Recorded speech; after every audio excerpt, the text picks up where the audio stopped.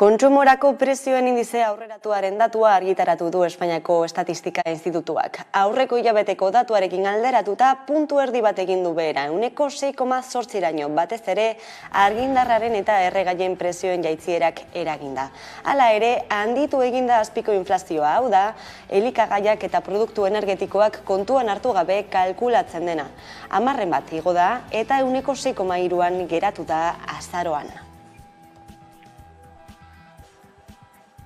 Kaixo guztioi, eguardion eta ongi etorriak gurean gaur magazinera. Azaroak 29 ditu gaur asteartea da. KPI-arekin lotuta pentsioek gorakada handia izango dute datorren urtean. Zehazki, 8,5 handituko dira urtarrilaren batean Hego Euskal Herrian. Hori izan baita, azken 12 hilabetetako bataz-besteko inflazioa. Eurotan, bataz-besteko pentsioa 115 euro handituko da. 1.326 eurotik 1.450 eta hortik gora erritiro pentsioak. Batez ere, 1.510 eurorenak dira orain eta 1.628 eurora iritziko dira 2023 urte hasierarekin batera.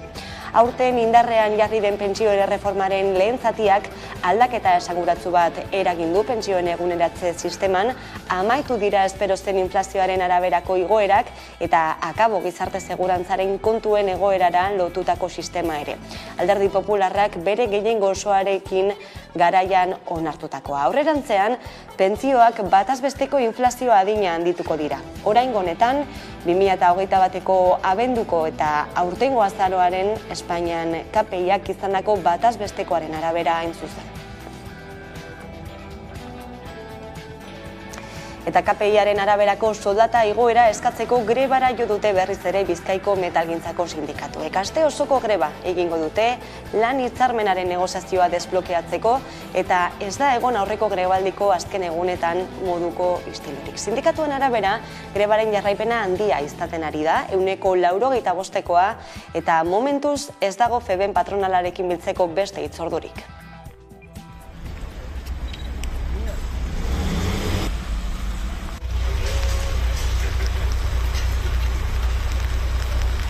Balorazioa oso positiboa egiten dugu, aurreko egunetan bezala, gaur esan bezala Durangaldean egon gera, eta jarraipena erabatekoa izan da. Emaitza oso ona eta oso positiboa, Durangaldea erabat itxita dago. Eta, piketeak nahiko lasaiak izan dira, naiz eta ertzaintza lehenengo ordutik atzetik eduki dugu.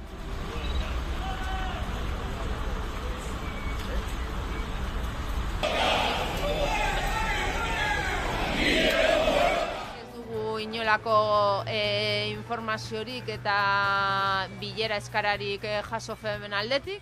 Feben bilera batera ditzen bagaitu hor egongo gara. Beti, ez lehen aipatu dan moduan negoziatzeko prestutasuna beti eduki dugu, baina bai eskatzen duguna da, bilera bat eskatzen badu, mesedez esateko da, benetan borondate batekin negoziatzeko eta edukia mahai gainean jartzeko.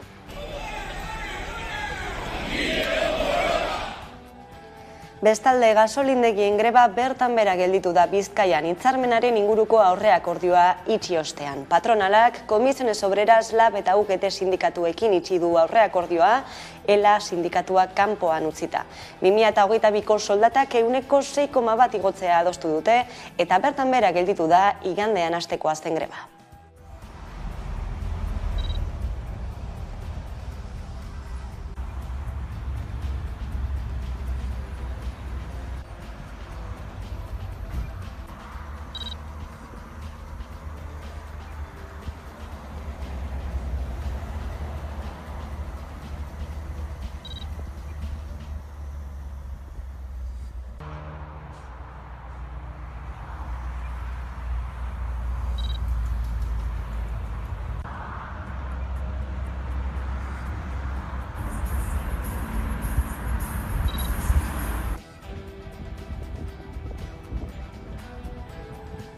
Osakidetzako azpikontratateko garbitzaileek grebara deitu dute abenduaren 14tik 16irako euren lan baldintzak Osakidetzako langileen berberak izatea galdekin dute LAB, UGT, Comisiones Obreras eta SK sindikatuen babesarekin. Ia 5 urte daramatzaten laniturik gabe.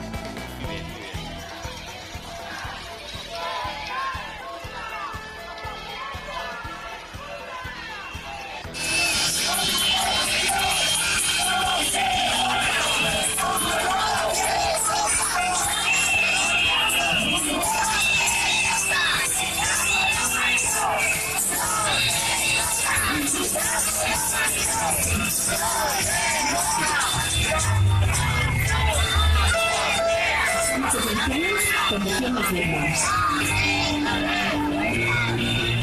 Ya basta de considerarnos trabajadoras de tercera. Funtsezkoak bagara, baldintza dugu. Eta Euskal Hezkuntzan aro berri bat irekitzeko deia egin dute EH Bilduk eta LAB sindikatuak. Manifestu bateratua irakurri dute Arnaldo Otegik eta Garbine Aranburuk EAeko hezkuntza akordioaren nondik norakoak baloratzeko. Aldaketa sakon bat behar dula eta zentzu hortan hezkuntza akordioa abia puntu ona da beti ere Euskal Hezkuntza sistema propiorako transizio egiteko baliagarria da heinean. Aukera baten aurrean gaudela uste dugu, eta aukera guztiek bezala, honek ere baditula bere arriskuak. Eta arrisku behinena egungo sistema duala betikotzea izango litzateke. Hezkuntza akordioak abiatu behar duen transizioaren lehen fase honek sistemaren deszentralizazioa ekarri behar du. Ikastolen antolaketa eredu komunitarioa oinarri hartuz. Ekarri behar du aukera berdintasuna eta hezkuntza eskubideen bermea, eta horretarako eskola publikoak ardatz izan behar du. Eta ekarri behar du baita ere jauzi bat euskalduntzean, laikotasunean, inklusioan eta eraldaketa pedagogikoan. Momentua da baita ere titulartasun partekatuak esperimentatzeko. Tokitasunean oinarrituz eta udalaren parte hartzearen bidez. Eztabaida honetan, naiz eta mendebaldeko 3 herrialdetan ari garen, nazio ikuspegiz jokatu behar dugu. Gaiz aldatuta, bai bakarrik da bai legearen aplikazioa eztabaidagai den honetan, Arandina auziaren inguruko kasazio errekurtsoak aztertuko ditu gaur Auzitegi Gorenak. Lehen aldia da auzitegiak sexu erasoekin lotutako kasazio helegiteak aztertzen dituena eta Nafarroan ebatzi dute baietz da baietz legearen aurretiko kondenei eutsiko dietela. Nafarroako auzitegiak ez du murriztoko zigorra, ura lege berriaren parametroetan sartzen baldin bada. Nafarroako auzitegiak sexu indarkeriagatiko sententziak ez ditu berrikusiko, ez da zigorrak murriztuko ere baldintza batekin. Kondena horiek aplikagarriak izatea lege berriarekin ere.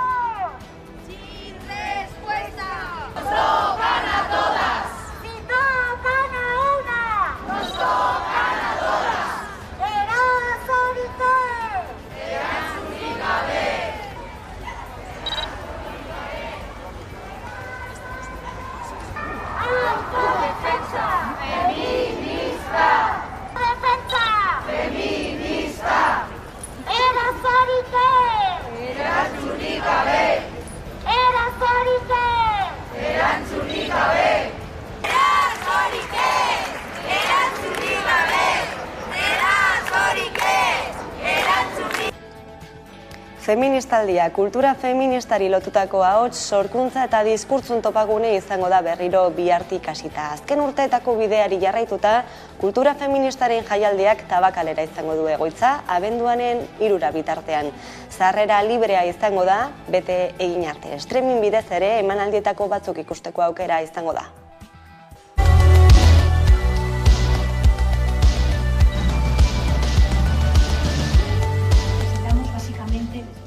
Con la naturaleza y lazos rotos entre las personas.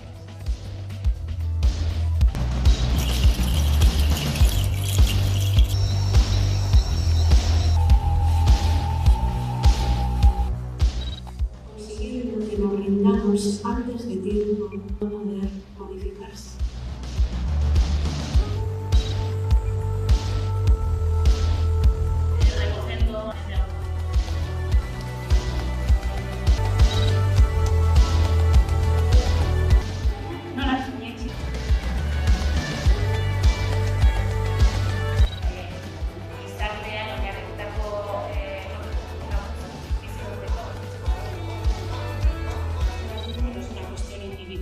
Se origina en las fuerzas consagradas y respetadas de la sociedad. Eta aro aldaketa Euskalgintzaren Kontseiluan azken 12 urteetako idazkari nagusi Paul Bilbaok ez du segituko eta Idurre Eskizabel izango da aurrerantzean kargu horretan. Gaur 8 irudikatuko dute lekuko aldaketa, Kontseiluaren 25. urte hurrenaren karietara Durangon egingo duten ekitaldi batean. Kezkak eta bizipenek elkartu gaituztela hemen gaudenok, edo aldrebes, kezkak eta bizipenek eraman gaituzte adiskide izatera. Eta kezka eta bizipen hoien artean badaude euskalgintzarena. Ezankizunez eta lanerako gogoz esan diote baiezkoa Kontseiluko idazkari nagusi izateko ardurari. Une honetan premiatxua ikusten dut euskararen bizi berritzea eta hizkuntzaren auzia jendarteko lehentasunetara ekartzea. Horregatik, Kontseiluak orain arte landutako bideari segika aliantzetan sakontzea izango da nire jardunaren helburua. Gogoak eta Paragoneuk eta beste batzuekin hor bueltaka dabilkigun gai bati heltzeko eta da feminismotik nola hurbildu nazioagintzara. Justu titulu hori jarri diot, orain. Eta euskara bultzatzeko ekimen berri bat abiatu du euskaltzaleen topaguneak. Euskaraz ez dakitenek erakartzeko jardunaldiak. Zubi bat euskaratik izena du egitasmoak. Hizkuntza aniztasunaren lanketa euskaratik egin daitegela uste dugu topagunean. Herritarren hitzen arteko elkarbizitza eta euskaraz bizi nahi duen herria batera eraiki daitezkelako. Euskaltzaleen topaguneak Euskal Herri osoa, euskara erabiltzea eroso eta ohikoa izatea du helburu. Topagunetik elkarlanerako zubia landu nahi ditu. Hizkuntzatik elkarbizitza eraikitzen lagundu dezakegula sinetsita. Pertsonok elkar aurkitu behar dugu. Elkarrekin harremanak sortu, bakoitzak bere ibilbide kulturala duela kontuan hartua. Horixe litzateke euskara bizi berritzeko eta aniztasunak dakarzkigun aukerei era positiboan heltzeko modua. Inklusioa da euskara bizi berritzeko eta aniztasunak dakarzkigun aukerei era positiboan heltzeko modua.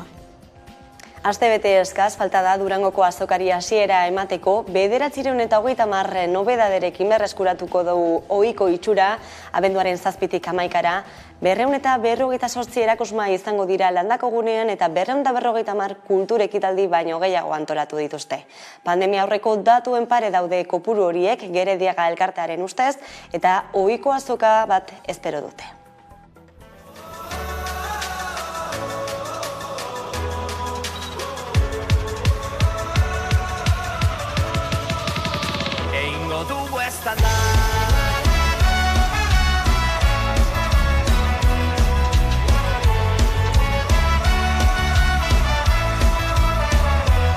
Geldi ezinak izan ginen, iraganeko gazteluan, batera gero amargotzen, unkitu ginen taula gainean.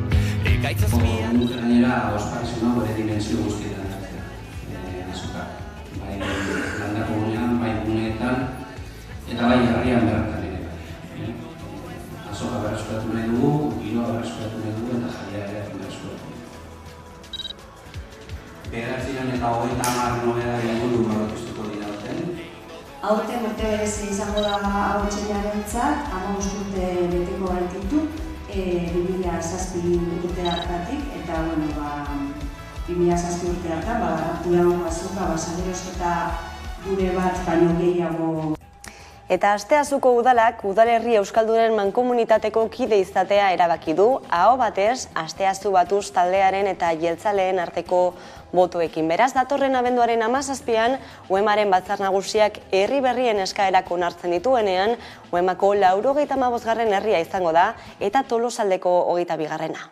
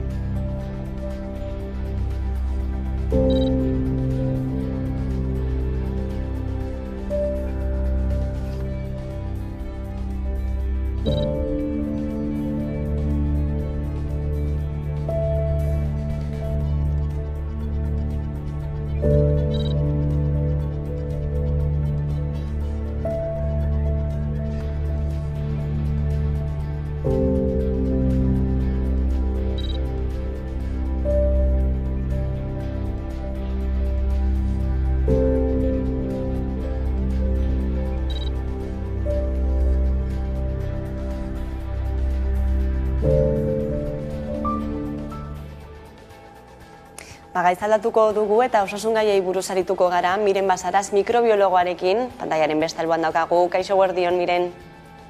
Kaixo eguerdion. Lehenik eta behin COVID-19 bilakaerari begira hasiko gara, izan ere COVID-aren ondoriozko heriotzak 14% eta 15% artean handitu direlako Euskal Autonomia Erkidegoan, bigarren hiruhilekoan. Zein da egoera, zein azalpen du honek? Bueno, egia da, eta ondo esan duzun bezala bigarren hiruhilekoan, hau da, apirilean, maiatzan, ekainean, hildako nahikotzo izan genuen, gutxi gora bera, lau hildako, edo bataz beste lau hildako eguneko datu diak dira, handikona, pixka bat jeizten joan da hildakoen kopurua. Zergaitik hori, badakigu txertaketaren dosi gehigarriak jartzen hasi ziren bereziki irailetik aurrera, eta, bagenekien zelan hasierako txertaketaren ondorioz edo hasierako dosien ondorioz eta immunitatearen jeitsiera bat zegoen. Dosi gehigarri honek egin duena izan da bereziki zaugarriak diren pertsonak, hau da, adinekoak eta berriro piztu esango genuke edo berriro indartu sistema immune hori edo defentsa horiek eta horregaitik kasu larrien jeitsiera eta hildakoen jeitsiera ere nabarmena ikusten da.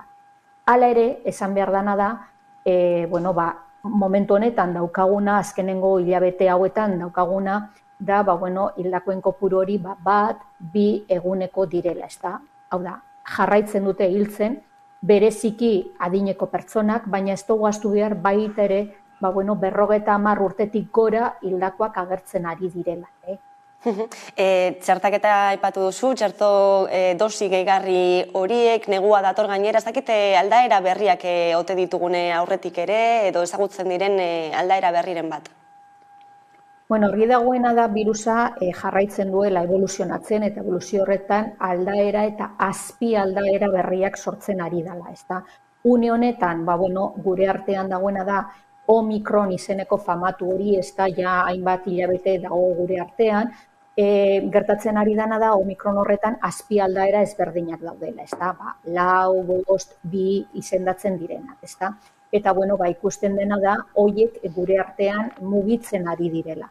Etorkizunean berriak egongote diren ala ez, hori virusak izango digu eta bere evoluzioaren arabera izango digu. Mundu osoan une honetan mugitzen ari direnak dira horiek, ez da. Eta badakigu une honetan ditugun txertoak, badaukatela babespen mugatu bat aldaera horien aurrean edo azpi aldaera horien aurrean.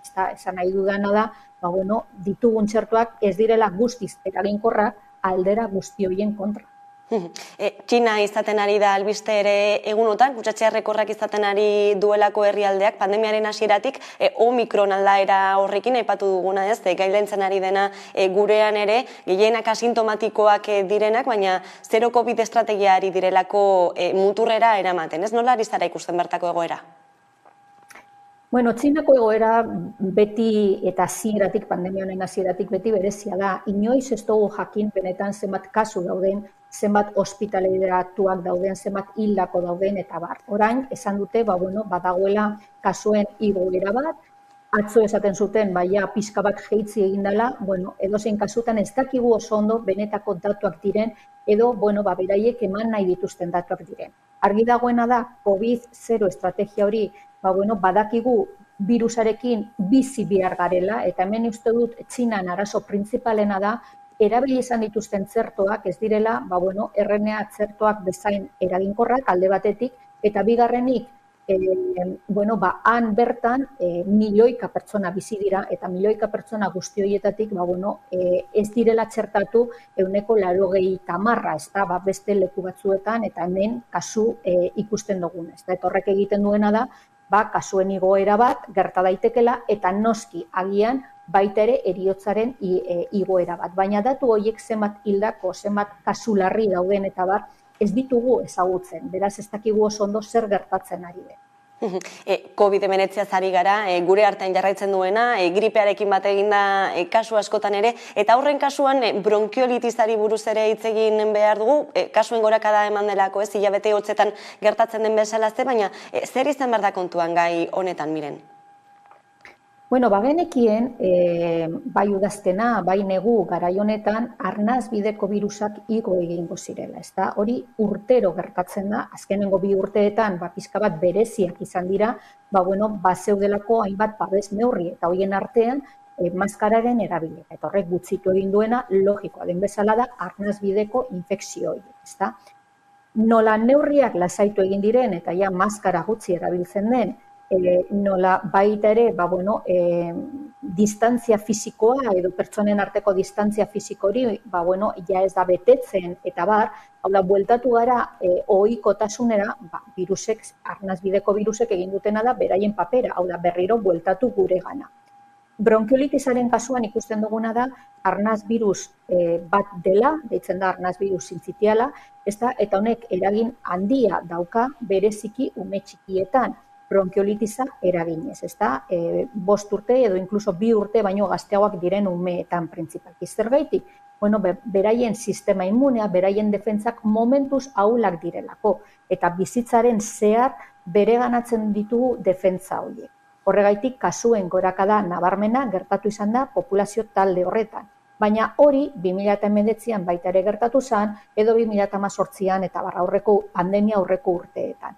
Hemen ikusten duguna da ere, eta hori gertatzen da, arnaz virus sintzitiala ez da bakarrik ume txikietan agertzen, baizik eta beste adin tartetan ere, adineko pertsonetan ere ager daiteke, eta orduan talde horiek babestu egin behar dira gehien, Eta nik beti esaten dudana da, arnaz sintomak baldin baditugu, pertsona horiek babesteko, gutxienez maskararen erabilera ibiliko dugu edo erabiliko dugu, pertsona saugarri horiekin gauden. Ohartarazpen horrekin geldituko gara maskararen erabilera hori gogorarazita. Miren Mazaraz, eskerrik asko gaurkoan azalpen guzti hauek emateagatik. Eskerrik asko zuei. Eta Gipuzkoara goaz, jarraian, etorkizuna eraikiz kongresua egiten ari direlako bertan, erronka sozial, digital eta berdei erantzuten, Inigo Urkullu lehendakaria ere bertan izan da, Udane Arbeo lankidea ere izan da bertan. Konta eguzu, Udane. Etorkizuna eraikiz kongresuaren 2. edizioa da, honakoa eta bertan trantsizio berdearen, digitalizazioaren edota gaur egungo aldaketa sozial eta demografikoen inguruan hausnartzeko tokia izango dute, 7 egun iraungo ditu, iragan ostegunetik hasita ostegun honetara bitartean, eta momentu horretan Tabakalera erreferentziazko gune bilakatu dute. Besteak beste, programa zabala antolatu dute eta besteak beste, herritarrei zuzendutako hitzaldiak, gazteei bideratutako ekitaldiak edota erakusketa iraunkorra izango dira ikusteko aukera. Hemen atzean ikusi dezakezu erakusketa hori. Erronka teknologiko digitala, energia eta ingurumen erronka, eta erronka demografikoa eta sanitario soziala. 3 erronka horiek aukera bihurtu nahi ditugu. Gure eredua da auzolanaren, lankidetzaren bidez, etorkizuna eraikitzen jarraitzea. Gure ikuspegia globala da, eta testu inguru horretan, hamarkada honetan, herri bezala anbizio handiko helburu jakin eta partekatu batzuk lortu nahi ditugu. Injustu, Udane, etorkizuna eraikiz kongresuan bertan erakusketa bat ere izango da nagusi, zer topatu dezakegu bertan? Etorkizuna eraikiz programaren baitan hainbat proiektu jarri dituzte abian, lankidetzazko gobernantzaren eskutik, 125 herritarren proiektua jarri dituzte martxan 200 eragileren partaidetzarekin, 26 proiektu esperimental eta 11 erreferentziazko zentro eta estrategia. Azken horiek elkarlanerako bidean zibersegurtasunaren, klimaldaketaren, euskararen eta beste zenbait esparru arlotan landu dituzte. Eta beste egune esan guretzatuko bat plaza irekia izango da, zertan datza?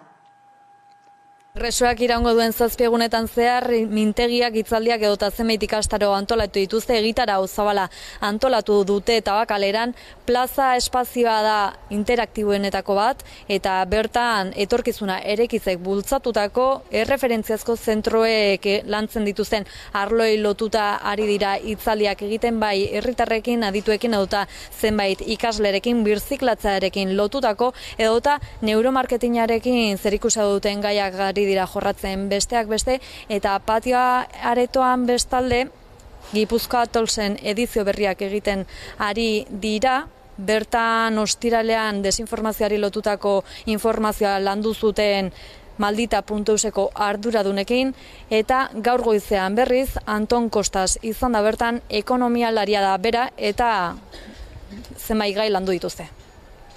Eskerrik asko Udane Arbeo etorkizuna eraikiz kongresori buruzko xehetasunak emateagatik. Eta Nafarregi saioa izango dugu ikusgai gaurkoan gaueko 10:00 Tafallara joango gara, hain zuzen ere Xabi Olkoz, Paula Arregi eta Pedro Peraltarekin hitz egiteko Tafallako jaiez, aurten ospatutako Nafarroa oinez jaiaz eta bertako kaleen historiaz ere. Ez ezazu galdu, gaur gaueko 10:00 esan bezala, aurrerapen batekin utziko zaituztegu eta segituan izango gara bueltan. Agustina Izpuru, Solo Herriko plataformako zinegotzearekin orain arte. Kaixo, gaur Joten herria bisitatuko dugu. Ta zein da hori? Tafalla, guazen!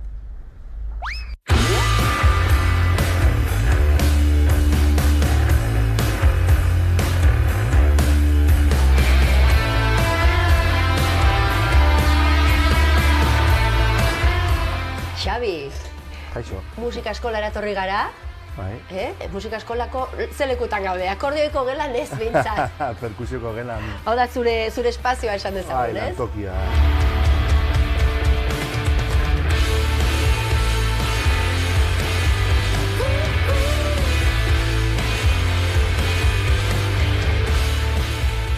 Paula. Egunon? Egunon, bai, ikastolan. Gure ikastola, Garcés de los Fallos ikastola. Tafallako Garcés de los Fallos. Hori da. Ezaguna gainera, ja Euskal Herri osoan. Uste dut baiet. Zenbat Nafarro hainez ospatu dituzue, aurtengo azkena. Lau.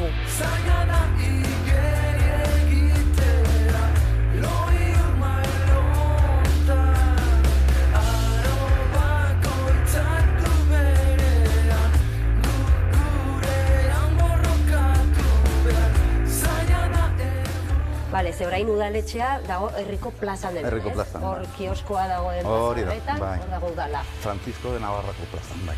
Horrela deitzen da plaza hori. Izan zen Pedro Mariskalaren semea.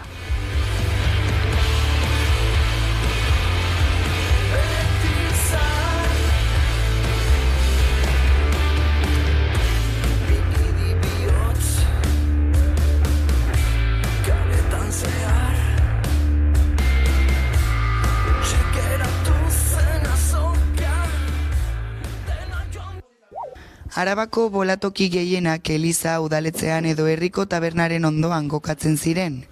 Izan ere, kokagune estrategikoa zen jendea erakartzeko eta kirola bultzatzeko. 18. mendera arte etzen lurraldean finkatu, eta 19. eta 20. mendeetan lurralde osoan zehar zabaldu zen. Gaur egun 650 parte hartzaile daude, gehienak Arabako lautadako herrikoak. Federazioak kirola indartzea eta bultzatzea du helburu nagusi, zehazki gazteen artean. Historiaren arabera esaten dute 15. mendealdean ja jolasten zen, baina gehienetan jolastu denean izan da 19. eta 20. mendealdean, ja finkatu zen gehiago herri guztietan. Estatu Batuetako boloak ez dauka zerikusirik, hemen bakarrik bola txiki bat, 2,5 kiloen arteko pisua dauka, eta 4 bolo besterik ez daude. Eta normalean kokatzen zara ohol batean, eta bota behar duzu bola, 20 metroko luzaera daukan ohol baten gainetik, hasieratik bukaera daño joan behar da ohol horren gainetik, eta bota behar du hor azkenean kokatuta dagoen boloa. Eta horrekin bota dezakezu beste boloak, eta bolarekin aurrera doan bitartean ere bai. Ezkerraldean daude 2 bolo kokatuta eta eskuinaldean badago beste bat. Orduan, bolo bakoitza dauka bere izena, eta lehenengo bota behar duzuna da, oholaren bukaeran dagoen bolo hori. Pizkat, besteak baino pizkat lodiagoa da. Eta, bueno, bolo hori kanton deitzen da, eta hori da garrantzitsuena. Hori botatzen ez baduzu, besteak ez dute zertarako balio. Badaude txapelketa batzutan 6 bolo botatzen dituena, jokalari bakoitza 6 bolo botatzen dituena, gero badaude beste batzuk 3 bolo, besterik ez dira botatzen, eta hori txapelketaren arabera. Gero txapelketa batzuetan 6 pertsonak botatzen dituzte, beste txapelketa batzuetan 5 pertsona, beste bat adibidez emakumeen txapelketetan 3 emakume dira parte hartzen dituztenak, eta umeen edo gazteen txapelketetan 2 gazte parte hartzen dute. Aintzinean, 1000 pertsona inguru bazkideak ziren, baina orain adibidez aurten, 2022an, 633 bazkide gara, eta bai batez ere lautadan. Adibidez, mendialdean oso bolatoki gutxi aurkitzen dituzu, lehen zeuden gehiago, baina orain batez ere lautadan. Gasteizen adibidez badaude bolatokiak, baina taldeak bereziki ez daude. Osea, bai, gehienetan jolasten ditugunok gara herri batekoak. 12 urte bete arte ezin duzu jolastu. Orduan, edo zure senideren bat jolasten du, edo zaila da jendea erakartzea.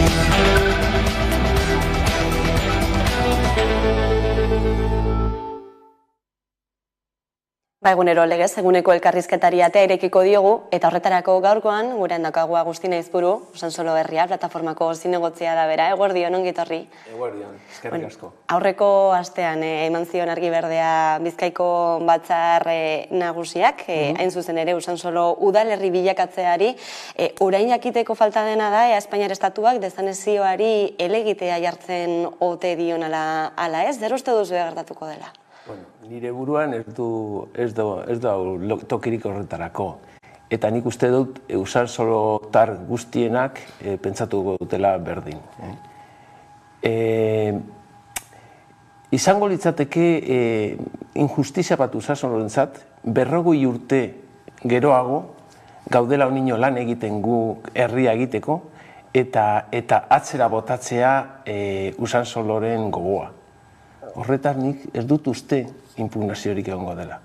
Esaten dut batez ere, Eneko Andueza PCR-en idazkari nagusia entzun genuelako esaten berak uste zuela errekurtsoa bai jarriko zela, hain zuzen ere Espainiako legeare jarraiki ez herri bilakatzeko herritar kopurua ez duelako betetzen Usansolo, baina lauren biztanle inguruz ari gara gutxi gora bera, baina noski aurrekariak ere egon badaude ez gertatutakoak. Bai, bueno, orain Usansolok aukingo ditu 4.700 biztanle.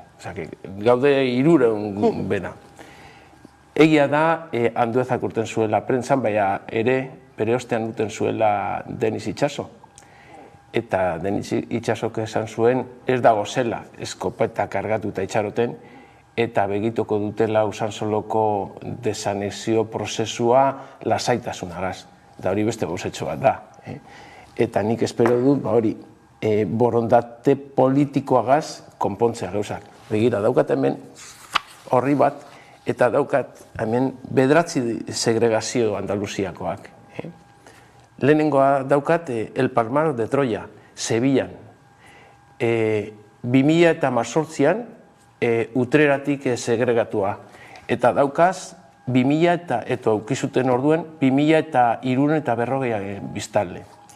Fornes, Granadakoa, 2018an eta segregatu zen Arenas del Reytik. 500 eta 34 biztanle. Jatar, Granadakoa ere, 2015an Arenas del Reytik segregatu zen ere eta 609 biztanle. Eta oran 9 arte. Azkenengo 9 hartu duaz. Da, segaitu hemen bai eta Usansolo hori ezaten gauda, ja badaukazue impugnaziorik eta, bueno, nik uste dut hemen dagoela borondate politikoa. Da hori da sekretua, borondate politikoa. Borondate politikoa badago edozen gauza egin leke.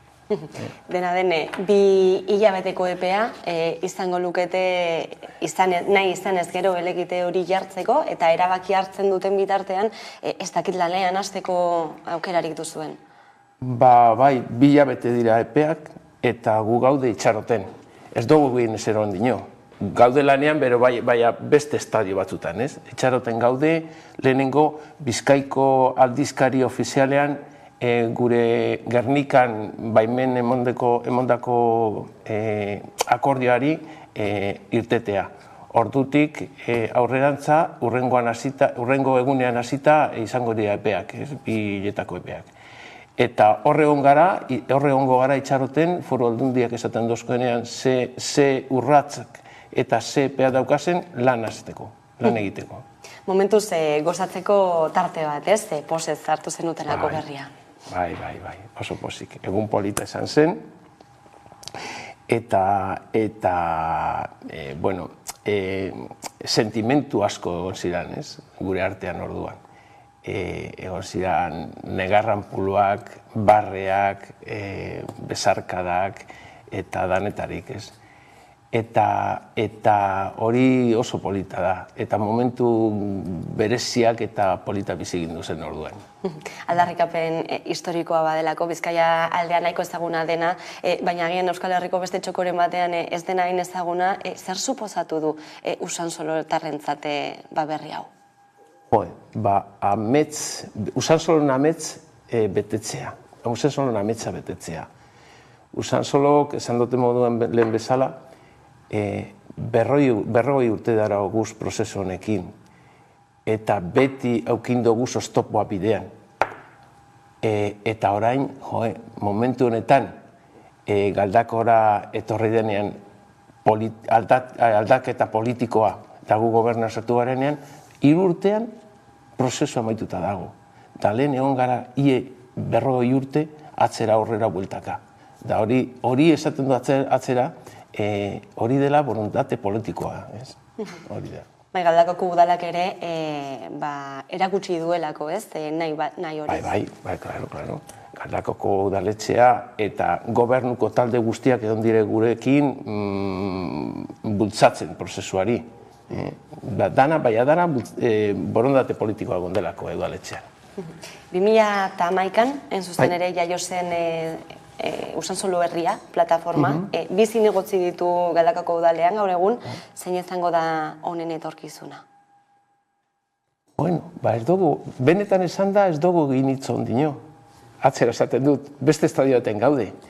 Baina egia da, esan da, beti esan dugu Usansolo Herria plataforma. Usansolo herri bat denean, gu alde batera joango garela eta politikaria sartzeko udaletxean. Bueno, momentu honetan gaude, itxaroten zer pasatzen da, zer dagoen aurretik, zer esaten duten Foru Aldundiak, eta mimetartean hor gaude. Baina desizio hori hartu beharko da. Da ez, harinago, berandu baino harinago. Ikusi beharko da, ez? Eta prozesu luzea izatea aurre ikusten da, esan duzu moduan, pizkanak azoazte, beste estadio batean momentuz, ez? Baina Usansoloko udalerriak osatuko duen plantillaren aurre ikuspena, gaur egun da, 25 langile inguru izango dituela, ez? Ez dakit nolako prozesua aurre ikusten duzuen ere? Bueno, 23, 25 edo 23 edo 30, danarakoa. 23 memoriatik atarata dago hori lan eginda. Baina, klaro, datozen udal gobernuak eure jakingo duten momentu bakoitzean zenbat pertsona egon behar diran. Da zelan kontratatuko diran, administrazioaren ezarritako prozesuarekin, ez dago beste modu baten. Da gobernu bakoitzak berak ikusiko du kontratu berriak egin behar ditu, ala ez, da ze politikak eroaten dituen pertsonarekin, langilearekin, eta bar. Hori prozesu luze bat izango da. Datorren urtean izango dira udal hauteskundeak, zer nahiko zenukete ordurako? Nik gureko nuke 2 gauza niretzat, eta herriarentzat. Lehenengoa, Usansoloko udal berriaren bidea zati luze bat eginda egotea ordureko. Eta bigarrena, gobernu berri bat eukitea gure udaletxean. Hori izango likitzateke gauze bilak. Eta aukerak ikusten duzue, epe honetan aurrera namateko bi nahi horiek? Bai. egingarri. Bai. Beti dago borondatea badago egingo dugu, bai. Dagoeneko txostenean ere adostu dira ez da, Galdakako udalarekin ekonomikoki egingo diren banaketak, ez? Nolakoak izango dira? Bueno, hori ja adostatuta dago memorian. Memoria da komisio mistak prozesu barruen egin zuen dokumentua. Bueno, da totxo bat 600 pagina edo daukaz, Eta hor dagoz estudio ekonomikoak, soziologikoak, zen muga daukazen Usansolok eta Galdakaok, eta, bueno, estudio ekonomiko barruan dago esan da zelan egingo da diruaren banaketa. Eta zelan egingo da, proporcional,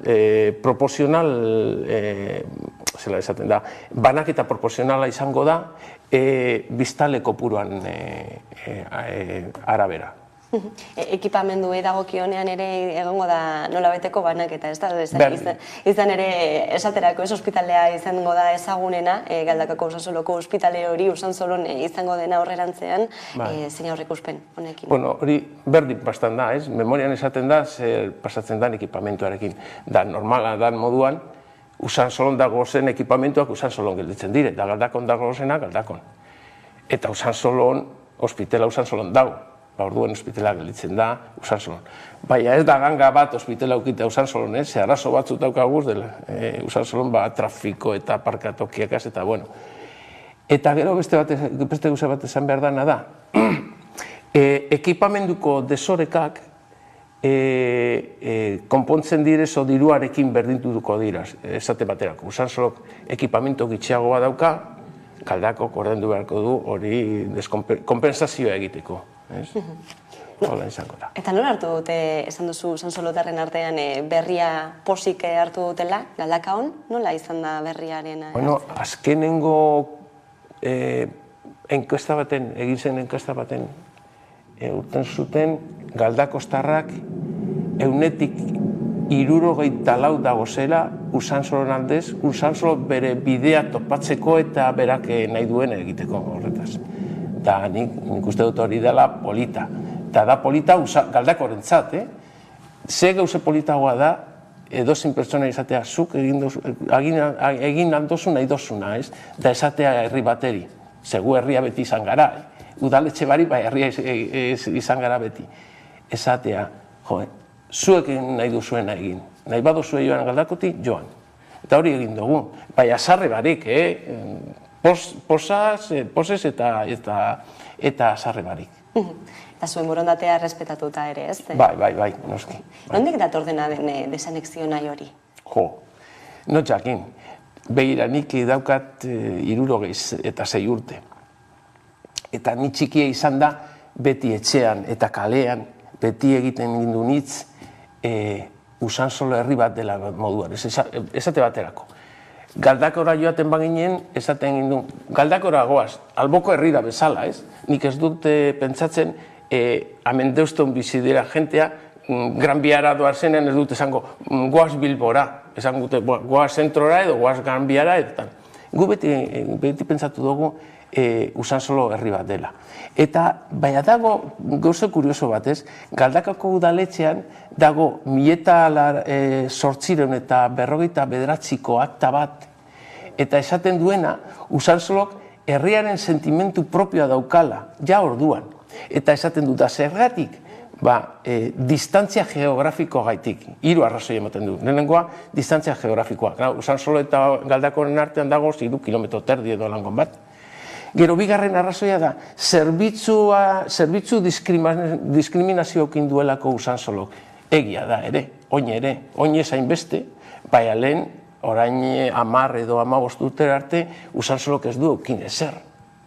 Eta hirugarrena, da hau, zera emoteazte, bi nukleo artean harremanik ez dago, da ez dagoela, bakoitza dekolako bere eleiza, bere eskola eta bere tren geltokia.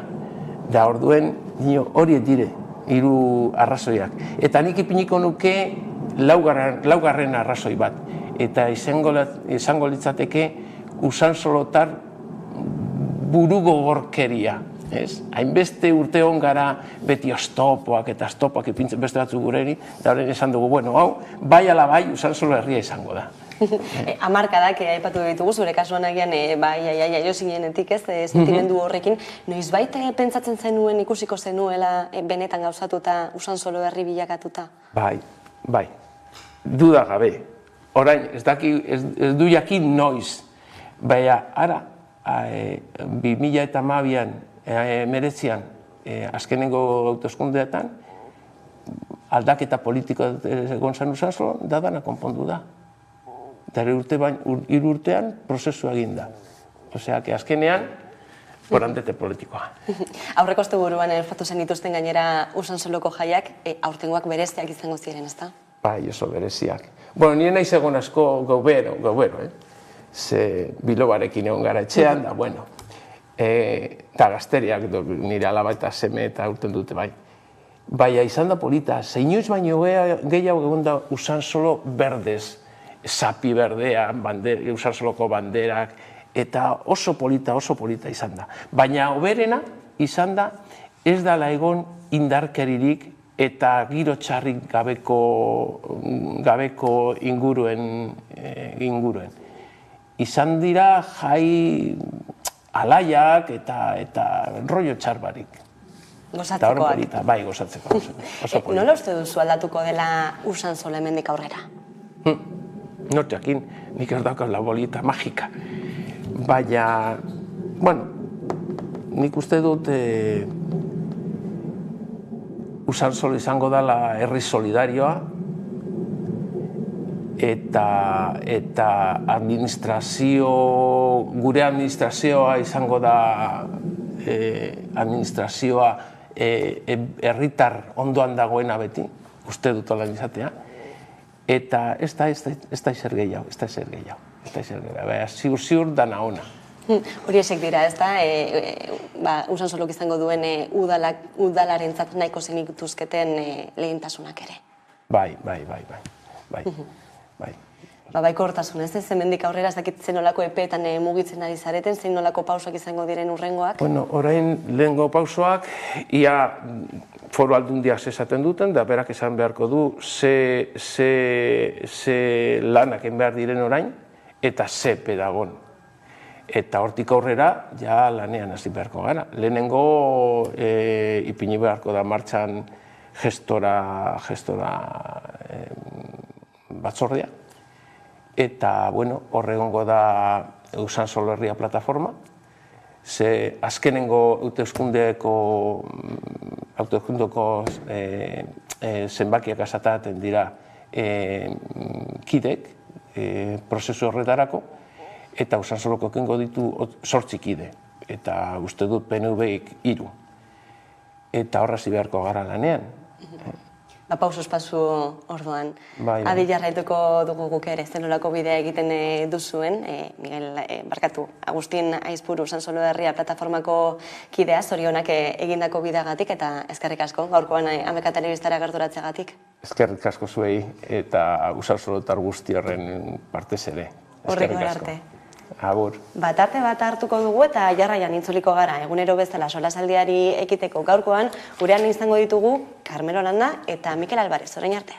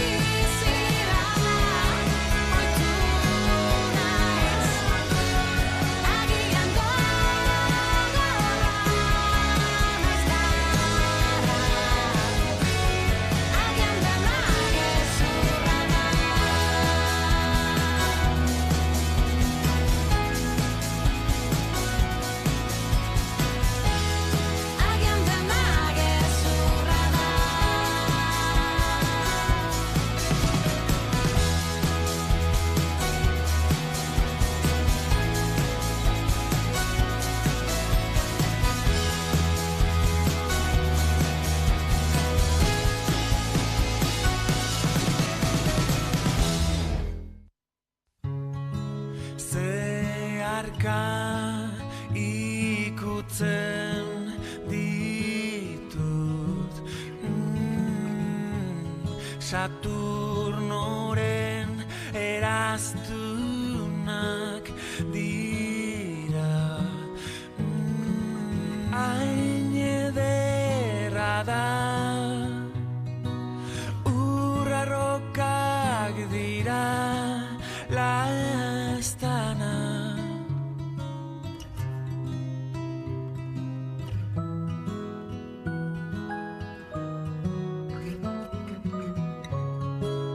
mezu bat izarrei bidali diet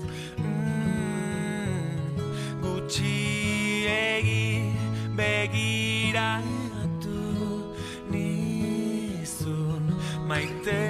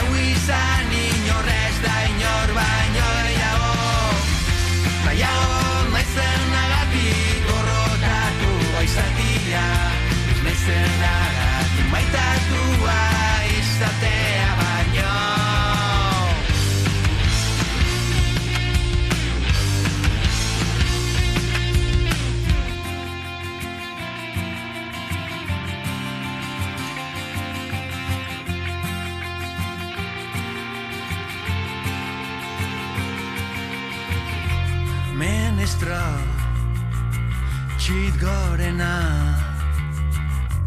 Urbilako hartzaitxit gorenak bota zuen aita lazak Manuel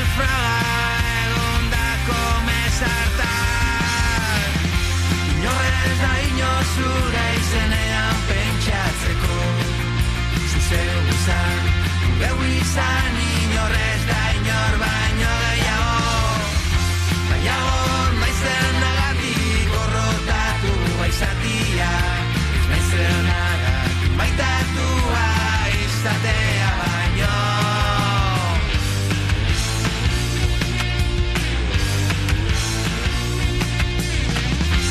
Inorrez da inor zura izenean pentsatzeko.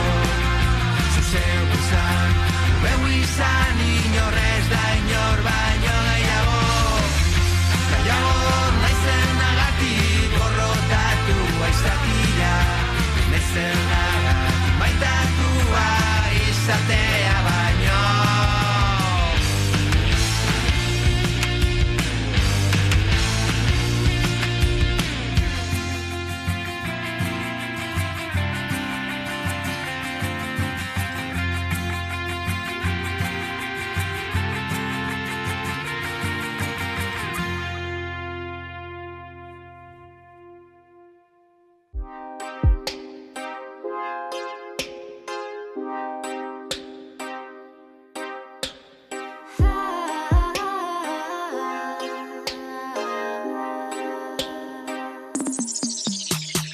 Soligu lasai gaua, begietan paisailaua, jolastu bi onbauta ezin dagin gure aurka. Esnatuta alboan zaitu jada, entzuten zure bihotzen taupada. Mila pentsamendu ezin dut laga, egoa izango da gure iparra.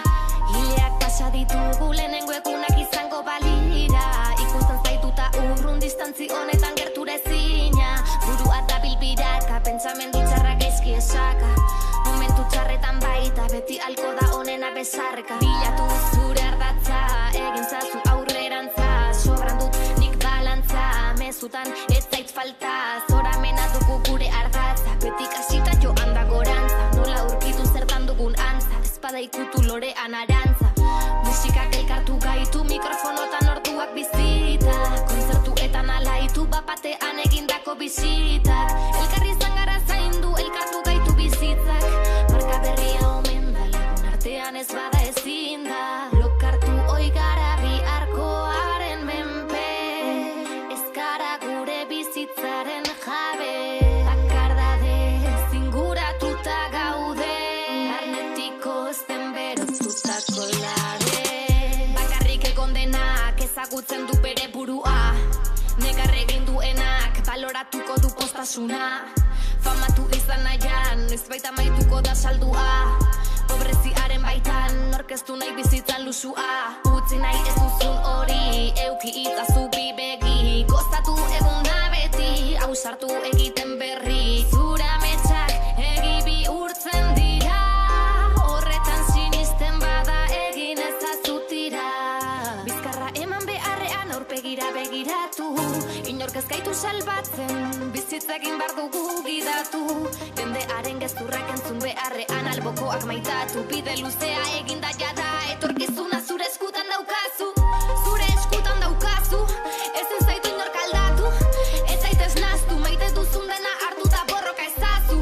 Mundu aldatu, legearen kontra behar gara batu. Bide luzea eginda, etorkizuna zure eskutan daukazu. Zure eskutan daukazu, ezin zaitu inork aldatu. Ez zaitez naztu, maite duzun dena hartu da borroka ezazu.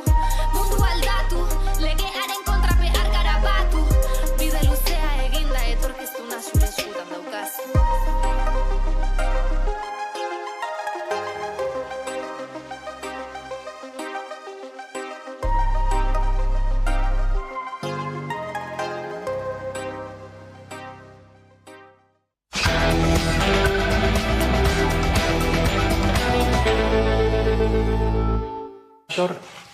Eta egunero bezala solasaldiarekin hasiko gara, horretarako gaurkoan gurekin ditugu, alde batetik Mikel Alvarez, eguerdion. Eguerdion. Gurean ere Carmen Holanda, asteartero bezala, eguerdion. Eguerdion, bai. Ekonomia gaiekin hasiko gara gaurko solasaldia, izan ere azarako kontsumorako presioen indizearen datua jakin dugulako, 6,8an kokatu dena, eta azken hilabetekin gertatu den bezala nolabaiteko beherazko joera bat ematen ari dela dirudit, dena den oso altu jarraitzen duen zifra da. Ez dakitzen nolako bilakaera aurrikusten dio zuen honi? Badirudi berak doala, aurreko hilabetean ere berdina esaten genuen, inflazioa apaldu zela, batez ere energiaren prezioaren apalketagatik, eta Europan hartutako neurriengatik, salbuespen iberiko deituriko neurri horrek izan zuen uste baino eragin gehiago badirudi, baina egia da, konparazio hori ezin dela hilabeteka egin, baizik eta testuinguru guzti hartu behar dela. Eta hartu behar den testuingurua dela, 2008ko krisitik eratorritako testuingurua, eta baita ere azkeneko 2 urteetan bizi izan duguna. Hemen badago tentazio bat esateko, Ukraineko gerrak sortu duela inflazioa, hemen nolabait egoera koiuntural bat dela. Baina ikusten baditugu indizeak datuak eta dituen informeak, egia dena da, hau joera struktural bat dela. Badagoela krisi energetiko bat atzetik, badagoela lehengaien krisi bat atzetik, eta badagoela batez ere, eta uste dut hori klabea dela, kapitalaren metaketa bat, sektore geroz eta gehiago, sistematik kanpo uzten duen. Orduan ikusi beharko da ere zein den bilakaera. Aurreko programera aipatzen genuen, egia da inflazioa apur bat gutxitzen doala, baina hazkundea ere asko apaldu da. Orduan, hazkunde horrek ikusita gaur egungo eredua horretan sostengatzen dela, ikusi beharko da non daukan eragin gehiena, baina segurazki langile klasean izango du. Carmelo. Bai, Mikelek ondo azaldu du, azaleko inflazioaz deitzen denaz, ezta? Dagoen bilakaera, egia da moteldu egin dela hori azalekoa, baina gero dago azpi inflazioa subyacente esaten diotena, ezta? Eta hori gorakadoa etengabe, hori batetik, hori nolabait esan estrukturalagoa, konzera daiteken, ezta? Gorakadoa eta 6,3an dago, eta aurrekoa baino gorago doa, hori batetik. Bestetik, pentsa dezagun gauza bat luze jotzen duela inflazioak, eta luze denean horrek baditu ondorioak herritarretan. Eta ondorio bat nabarmentzen ari dena une honetan da aurrezkien agortzea.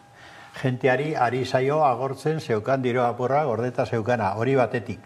Bestetik, jentea ari da itotzen hilabetetik hilabetera zergatik. Zorrak ere baditulako. Eta zorrak ez da elikaia erostea, baizik eta pisua ordaintzeko, edo automobila ordaintzeko, dalako alako zor handiak ez da sortzen direnean hipotekak tartean, da bar. Orduan, klaro, inflazioaren jarraipenak hilabetetan, da oraindik ere dagoen perspektiba, dakar lehenengo efektu izaten da, hain justu ere, aurreztu den dirua agortu egiten dela. Bigarren efektua da, noski konsuma murriztu egiten dela. Beraz, ekonomia sartzen da, ez da inflazioa ditzen den prozesu batean. Hori da, une honetan, teorikoe bintzat, ekonomiaren teorikoak ikusten duten arazo, ez da ondorengo arazoa. Konsuma asko iesten bada, eta ari da iesten jenteak ez duelako dirurik gordeta eta hilero kobratzen duena ez da nahikoa. Orduan, lehen gaiak ordaindu behar ditu eta kontuz. Orduan, klaro, hor ekonomia izostu esaten dute beraiek edo ostu esaten dute, esan nahi du, ekonomia kapitalista hau konsumoaren menpe dagoenez, geldiarazi egiten da, langabezia gehitu egiten da, eta hor prozesu oso arriskutsu bat dago. Horregatik, gehiago begiratu behar zaio, nik uste, azpiko inflazioa ditu edo subyacente ditzen duten horri, ez da? Eta beste aldetik perspektiba, klaro. Mikelek ondo esan duzu, ora inflazioa saleko hori, moteldu da apur bat, batez ere gobernuak hartu dituen laguntza neurri horiek, energien inguruan noiz arte mantenduko ditu, hori batetik. Bestetik, zein da aldiz perspektiba ertainera Lagardek gaur bertan esan du Europan inflazioa goraka doala eta mantendu egingo dela eta horrek ekarriko duela diruaren garestitze bat. Ikusten dugu perspektiba zein izan daiteken. Hemen dago arazo larri bat, kapitalismoaren fase honetan. Eta da, halako krisia gainera, lepo gainera erortzen zaizkiula euneko eun, herri langileari edo langabetuei, oraindik okerrago, baztertuei, ez da? Ekonomia dualizatu egiten da gerota gehiago, eta nik uste fase horretan zar gaitezkela. Egoera ez da bat ere ona. Koiuntura datu azalekoak aparte, ez da bat ere ona, eta nik uste horrek pertainera, hasiera gainera, pensioen inguruan ez da baida berriro ekartzen, gogortzen, edo planteatzen gogortzea pensioen baldintzak etorkizunean, nik uste kezkatzen hasteko moduko datua direla.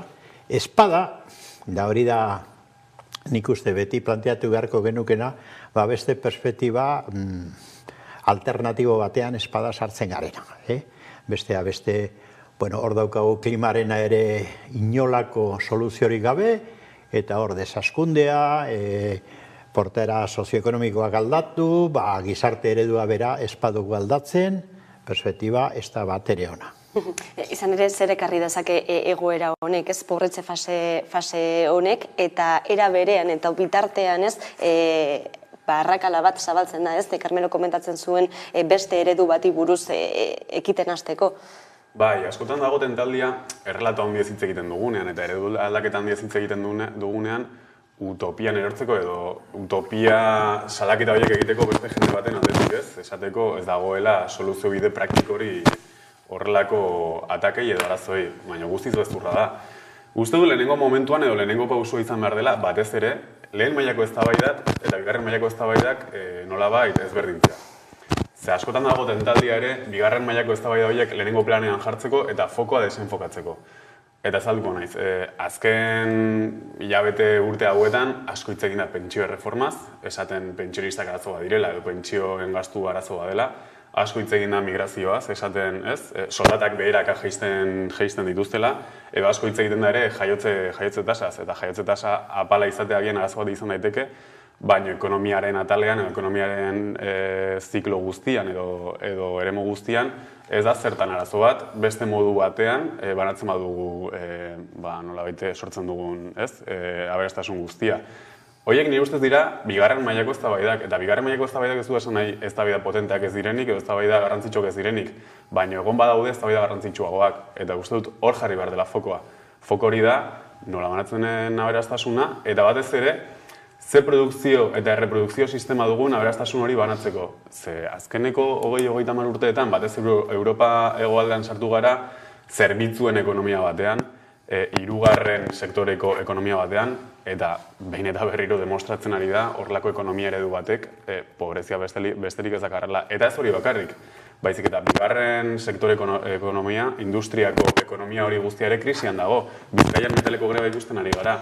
Eta metaleko greba bakarrik ez da soldataren inguruan, hori ere bada, batez ere, baina bada ere produkzio sistema berri baten inguruan. Erregai fosilak krisian daude, produkzio sistema klasikoa krisian egon daiteke, orduan, errekonbertsio baterako salto hori nola ematen da? Enpresen aberastasunaren mente ematen da, horren arabera planifikatu behar da, edo langileen mesedera jarri behar da. Uste dut hori, horiek direla lehenengo mailako eztabaidak, eta beste inguruan ere hitz egin behar dugu, baina uste dut, gehien bat, lehen mailako eztabaida horien ondorio izango direla ez beste kausa edo. Metalgintzako sektorea aipatu duzulan, gogoratuko dugu, atzokoan hasi zutela 5 eguneko greba berriro ere, besteak beste soldatak apegiaren arabera igutzea eskatzeko, baina beste aldarrikapen ere dituztela mahai gainean, patronalaren negoziazioaren blokeoaren aurrean, Aiarate Urreta lankidea ari da egoera jarraitzen, ikusiko dugu.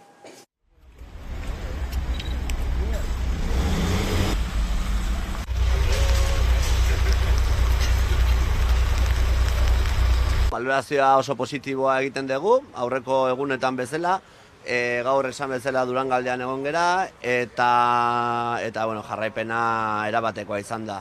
Emaitza oso ona eta oso positiboa, Durangaldea erabat itxita dago. Eta, piketeak nahiko lasaiak izan dira, naiz eta ertzaintza lehenengo ordutik atzetik eduki dugu.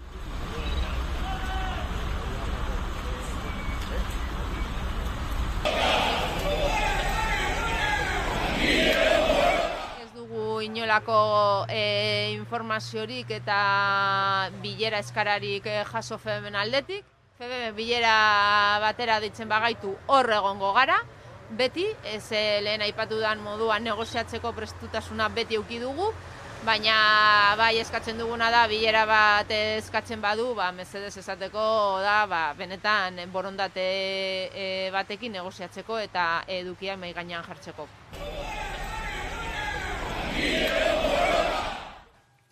Carmelo, nola ikusten duzu metalgintzako sektorearen egoera? Bai, nik uste dut, lehenengo erreferente bada Bizkaian, egundoko indarra dauka, eta sektorerik importantea industrian, zalantzarik gabe, bai kualitatiboki eta kuantitatiboki nik uste dut garrantzia handia daukala, eta hor gertatzen denak markatuko ditu hainbat baldintza langile klase guztiarentzako, ez da, gora bera. Orduan, greba horrek egundoko garrantzia dauka, erlatiboki batasun sindikala, erlatiboki diot, baina batasun sindikala borrokan behintzat ekintzatan ikusten da, nahiz eta sindikatuen arteko arrakalak badiren, baina erlatiboki behintzat batera dira greba egiten, eta gero beresten dira ekintzak eta hola, baina batera. Eta horrek beraz apostu importante bat, eta Mikelek esan duen bezala, ez da bakarrik soldata maila hori jokoan dagoena. Nik uste dut produzio eredu bat edo ekoizpen eredu bat ere hor dagoela mai gainean, ze gizarte mota izan dezakegun etorkizunean, eta gero ze lan harreman mota egiten den, zein da, azken finean, da hoi iaia filosofikoa da, baina zein da langilegoaren garrantzia gizarte honetan da etorkizunean. Zerketu garrantzia hemen. Langileak edo goi mailako enpresarioen nahiak ez da, da apetak. Nik uste hori dagoela hondoan, Mikele lehen mailako debatea ondo esan da, ez da, planteatzen duena azkenean, hori dago, ez da, nik uste dut. Eta, hemen dago, lehen komentatu dugunarekin lotuta, hemen dago arazo larri bat, alternatiba arazo edo estrategia arazo bat. Ikusten badugu bai Europan agintzen dutenek, da bai hemen, EAE honetan agintean daudenek, nahiko lukete gutxi gora bera lehengora itzuli. Hau da, lehengora itzuli esan nahi dute beraiek, ekonomia kapitalista europarra ondo zijoanean, inflazio honeko 2 eta 3 edo hor mantentzen zen, konsumo handia zen, eta kapitalismoaren aldeko haizeak eramaten zuen garapenera, eta etengabeko garapenera gizartea, klaro. Esan behar dugu, lehengora itzultzea ez da alternatiba bat. Arazo oso larriak, egitura arazo larria planteatzen ari dira.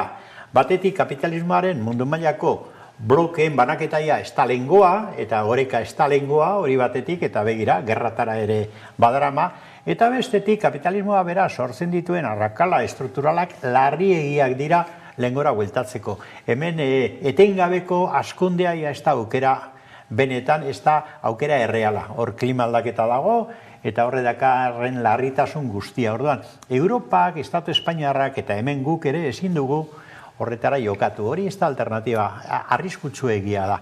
Eta justu hemen, adibidez, orain aurrekontuen inguruko debatean hemen bertan etxean, planteatu da fondoan arazo berbera. Hau da, ze alternatiba proposatzen dute Jaurlaritzatik?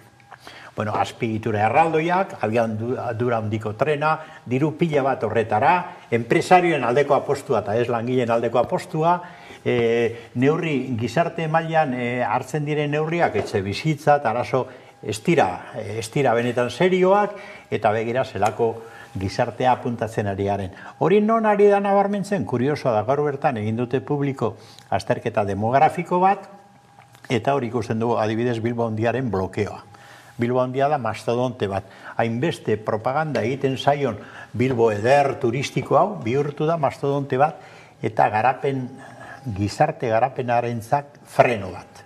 Osea, demografia berantzadoa, elzebitzizea arazoak ikaragarria handia dira, ez dago alternatibarik, eta kuriosoki, azten ari dira, beste testinguru batean, Iruña, Gasteiz, oie gorakadoaz, beste alternatiba eta beste elementu gizatiarragoa planteatzen ari dira, Bilbon eta Donostian demografiak seinalatu egiten du hor sakoneko krisi bat. Eta Bilbo dago iaia kolapsatua. Eta askotan arazo bezala planteatzen ziren etorkinak, resulta orain jaiotzak gutxiago dira eriotza paino, eta demografia salbatu beharko bada, salbatuko da etorkinei esker. Baina eske, klaro, gizarte mole honetan espaduzu alternatiba, gizarte alternatibari planteatzen etorkinentzat ezin dira hemen bizi. Halako arazoa daude ondo esan duzun lehen mailako eztabaida horretan. Hori konpondu behar da. Eta horrek esan nahi du oraingo klase dirigentearen planteamiento estrategikoak aldatu behar dira sakonetik. Bai Europan eta bai hemen gure artean ere bai. Demografia aipatu duzula, ezta? Eta aldaketa hauek ematen ari direna, migranten jokaera utilitarista hau gailentzen ari dena baita ere, horixe da galdera nagusia, zein baldintzatan, etorriko dira, zein baldintzatan jarraituko dugu bizitzen, eta demografiaren arazoaren muginean, zer ote dago, zergatik jendeak ez du aurrik gaur egun, agian horri erreparatu beharreko zaio baita ere. Bai, askotan, badirudi drama bat dela jaiotza tasaren estankatzea edo izoztea. Eta arazo bat bada, baina da ondorio bat, ekonomia ereduaren ondorio bat. Jendeak aurrik ez badauka da aurrera ateratzeko edo ekonomia apur bat edo minimo bat izateko zailtasunak daudelako herri honetan, eta oso zaila delako bi hiru seme alaba mantentzea eta aurrera ateratzea. Orduan, horregatik esaten nuen lehen, bigarren mailako eztabaida direla. Ez hainbeste garrantzitsuak ez direlako, baizik eta lehenengo mailako eztabaida konponduta nolabait, bigarren mailako eztabaidari heltzen diogulako ere. Metaleko grebara bueltatu, ze hor nahi dut zerbait apuntatu, uste dut atzo ikusi genuen irudia oso potentea dela. Ze metaleko greba egon zen, baina Amazoneko langileak ere greban egon ziren. Eta uste dut oso ondo irudikatzen dela hor, modu simboliko batean, zein den 20. mendeko langile klasearen borroka edo langile klasearen mobilizazio eredua, eta zein den 21. mendeko langile klasearen eredua mobilizazio eredua. Eta biak baliagarriak eta uztargarriak dira, uste dut, aurrera egiteko. Eta horrek greba ereduan ikusi zen, metaleko grebak, nola, izugarrizko presentzia izan zuen, masiboak izan ziren, eta Amazoneko plantan edibidez, hainbeste langile egonezarren, egun oso seinalatu bat hartu duten greba egiteko, eta egun hori izan zen atzokoa, atzo Cyber Monday deituriko egun hori izan zen, non berapenak dauden eta paketeria asko mugitzen den, baina biak ala biak oso efektibak izan ziren produkzioa geratzeko. Orduan, uste dut horri erreparatu behar diogula, ez bakarrik maila simboliko azaleko batean, baizik eta maila praktiko batean ere, nolabait, soluzioak bilatzeko bizi ditugun arazoi eta egoerei. Hori esan nahi nuen lehen, hain justu, ez da, zer mugitzen du mundua benetan? Zer da garrantzitsua munduaren bilakaera batean bestean? Langilegoa. Eta zuk ondo esan duzu, 20. mendeko ereduan, edo 21. mendeko ereduan langilegoa mugitu edo gelditu egiten du mundua. Orduan, hortik ondorio ideologiko eta politikoak atara behar dira, ez da? Eta zer gizarte eredu egin behar dugu. Nik uste hori dagoela benetan hemen lehen mailako eztabaida horretan, eta hori ipini behar dugu mai gainean. Aurrekontuak eztabaidatzen direnean, kontua ez da zenbat botu daukadan nire eredu ateratzeko eta taktika txikiko mugimenduak, edo tabernako eztabaidak, Andoni Ortuzarre planteatu duen bezalako, ez da, trastorno bipolarra, eta ez da, hori ez da eztabaida bat, hori oso merkea da, ez da, sakoneko eztabaida ipini behar da mai gainean, da hor alternatiba planteatu zergatik ez dagoen alternatibarik, hemengo agintariek lehengora itzuli nahi dutelako, lehengo eredura, eta eredu horrek ikusten dugu zer dakarren, ez da. Te gusten ari garen mobilizazio guzti hauekin oraindik ere bada, pentsatzen duenik grebak agian iraungita daudela, edo ez dutela ezertarako balio, zer uste duzu horren aurrean? Praktikak edo errealitatea kontrakoa esaten duela. Metaleko greba orain bizitzen ari gara, baina orain dela 3 urte ere greba egon zen, eta izugarrizko hitzarmena lortu zen, greba egin zelako. Eta beste sektore batzuetan ere berdina gertatzen ari da. Gero, badago beste arazo bat, eta uste dut hori nahiko larria dela, eta da, badirudiela 20. mendeko errelato handiak erori direla, edo alternatiba potoloak erori direla. Eta hori ez da prozesu natural bat, hori da igaketa ideologikoaren eta borroka ideologikoaren ondorioz ematen prozesu bat. Eta badirudienez, errelato handiak edo alternatiba handiak existitzen ez direla, txikira jokatu behar dela. Eta askotan ere txikira jokatu behar da, bai grebetan, negoziaketetan, aurrekontuetan, eta hori ez du zertan gaizki egon behar, ze aurrera pausoak beti aurrera pausoak izan behar dira. Baina beti ere hortzi muga bat izan da. Eta uste dut hori klabea dela gaur egungo bezalako koienturetan. Ze askotan inkognita askoren aurrean aurkitzen gara, ze, egia da krisiak bizi izan ditugula, baina egia da ere belaunaldi bakoitzak krisiak era ezberdinetan bizitzen dituela. Orduan, argipen ideologikoak ematea langilei eta biztanleriari uste dut ezinbestekoa dela, pausu txiki horiek ere nolabait ulertzeko eta norabide batean jartzeko. Eta aurrekontuen negoziak eta horretan, egia da bidez, EAeko aurrekontuetan, emendakin totalen fasea bukatu dela eta orain emendakin partzialen fasea hasten dela. Eta ziur emendakin partzialetan akordio asko egon daitezkela, eta jendearen bizitzako betzeko akordioak egon daitezkela, baina hortzimuga horri gabe, nolabait, zentzua galtzen du, edo bidea galtzen da, negoziaketa horietan eta plantatzen alternatiba horietan. Eta nik adibidez falta motatzen dut, orain dela 2 urte, Elkarrekin Podemosek negoziatu zituen aurrekontuak Eusko Jaurlaritzarekin, akordio batera iritsi ziren, pasaren urtean EH Bilduk berdina egin zuen, eta falta motatzen dut, bi indar horien aldetik adibidez, akordio horien, edo aurrekontuen inguruko proposamen edo akordio horien, balorazio bat egitea. Ez dut entzun balorazio nola egin den. Heldutako akordioak edo ez, adostutako eduki horiek bete diren edo ez. Hori da argipen bat ematea, eta uste dut hori falta dela gaur egun. Bai, bat dator. Begira, nik nahiko nuke aipatu, batetik anekdota ematen duen gaur bertako datu bat, baina ez da anekdota, eta bestetik fondoko ideia bat, Anekdota da gaur goizean, justu debate bat neukala, eta topo indut lehen orduan tranbiako langile birekin, emakumea biak. Eta oso asarre zeuden da ezaguna gara, eta orduan etorri dira, eta komentatzen egon gara, tranbia heldu bitartean komentatzen da, oso asarre zeuden. Da zergatik, tranbiako sistemak oso neurri estajonobistak hartzen ari delako dio. Jo, begira, orain behartzen gaituzte geltoki bakoitzean fitxatzera. Hau absurdoa da. Osea, langile batek jardunaldia hasten duenean da maieran fitxatzen du, orain, hauei nahi dute geltoki guztietan fitxatu behar dugula, oso asarre zeuden. Eta eurek esan diate begira, aber gertatzen den metalgintzako greban. Ze hoi bai mugitzen dituztela gauzak eta lortzen dituzte egundok. Eta gero, guk horren itzalean lortzen dugun zerbait, ze, klaro, egiten dute gu gaude Eusko Trenbideak menpe, baina egiten dute beti bezala, azpiko enpresa bat hartu, eta enpresa hori dira benetako esklabistak. Eta oso azarre zeuden, hori datu bat, ez? Baina horre frogatzen du gauza bat, klase borroka existitzen dela, existitzen dela, eta mugitzen direla klaseak, ezta? Baina problema da, azken aldian, langile klaseak, 21. mendean, konzentrazio esparruak galdu dira, neurri handi batean, disolbatu dira, Labe Garaiak, Euskalduna eta bar, eta galdu du askotan kontzientzia, baina enpresarioak jamaz sekula santan ez dute galdu klase kontzientzia hori. Eta, enpresario, goi mailako enpresario famatu da zen, estatu batuetan, esan zuela klase borroka badago, baina kontua da irabazleak geu garela, are argi izan zuen. Ordan langile klaseak hartu behar dugu, sakabanatua dagoenean ere, Amazonen kasua eta bar, klaseak hor daudela eta klase borroka badagoela.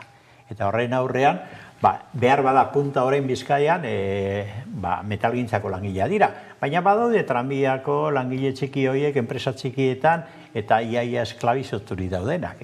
Hori hola da. Kontzientziazio hori berbesten ari da agian egungoak koiunturarekin? Ni nahiko pesimista naiz, esan. Uste dut kontzientzia pizten ari dela, baino zain beste atxikimendu bat dagoelako errelato ideologia handien inguruan. Ez dut uste errelato ideologia handi horiek berreskuratzen ari direnik, uste dut berdin jarraitzen dutela, baino kontzientzia pizten ari da eta berreskuratzen ari da egunerokotasunean kontzientzia hori behar delako, ez hainbeste borrokatzeko, baizik eta bizirauteko. Ura, leporaino daukazunean, kontzientzia hori ez izateak azkenean ura burutik gora jotzea edo joatea ekartzen du, eta kontzientzia hori izateak nolabait biziraupenerako mekanismoak edo tresnak ematen dizkizu, eta uste dut zentzu horretan berreskuratzen ari dela, baina faltan botatzen dena edo falta dena bada nolabait kontzientzia individual horien uztarketa kolektibo bat, eta norabide kolektibo bat, eta egia da inkognita asko ditugula aurrean, eta inkognita horien aurrean inork ez duela soluzio magikorik edo erantzun potolorik, baina egia da ere, nolabait, eztabaida edo erantzun individual horiek josten dituenak, edo uztartzen dituenak, asko daukala irabazita, nolabait, norabide kolektibo bat emateko, eta uste dut hor jarri behar dela fokoa. Aurrekontuak ere aipatu dituzue, aurtengoan EAJaren eta PSeren gehiengo osoarekin aurrera aterako direnak, oposizioaren babezik gabe, negoziaketak egon dira bai, saiakerak bai, baina ez dira negoziazio horiek ez dute fruiturek eban, eta arrabotsandia sortu da baita ere ez, batzuk eta bestek esaten batez ere EAJaren aldetik esandakoen arira, EH Bilduren aurkako jarrera oso irmoarekin, nola ikusten ari zarete gertatu den guzti hau, kutsu kalkulu elektorala ere agian hartu diezaiokegu gertatutakoari, baina nola baloratzen duzu gertatu den guztia, eta aurrekontuek beraiek duten muina baita ere, ezta? Nik uste dut, reivindikatu behar dugula, eta nik hola egiten dut, eztabaida serio eta sakon bat egitea aurrekontuen inguruan. Kontuan hartu, historian zehar, hau izan dela eztabaida primigenio esango nuke, parlamentua sortu ziren aurrekontuak eztabaidatzeko. Eta orain, halako reduzionismo nahiko absurdoa egiten da, eta bihurtzen da lehen esan dudan bezala, taberna mailako eztabaida, ez da batzutan. Andoni Ortuzarrek esaten ditu tontokeria batzuk, oso aparenteak, oso zarata handia egiten dutenak, baina ez da edukiaz hitz egiten. Ze gertatzen ari da, zergatik, adibidez, EAen, hemen, ez dago akordiorik bestea beste, EAJ eta Bilduren artean aurrekontuen inguruan, ez da.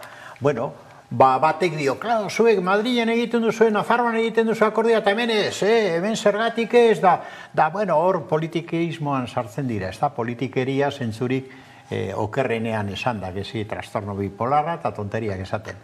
Bueno, zergatik, nik uste badagola zergatik sakon bat, eta da, ze alternatiba planteatzen ari diren bat eta bestea praktikan, ez da, eta Elkarrekin Podemos ere bai, hor Elkarrekin Podemos da bildu nahiko, nik uste hildo generalean nahiko bat eginda etorri dira, bai negoziazioan, da bai apurketan, ez da. Ze gertatzen ari da? Nik uste fondoan badaude bi hildo, Ni hemengoa hitz egiten ari naiz, gehien ezagutzen dudana da hemengoa, Bizkaikoa eta EAEkoa, ez da? Eta aztertu dudana azkenaldian.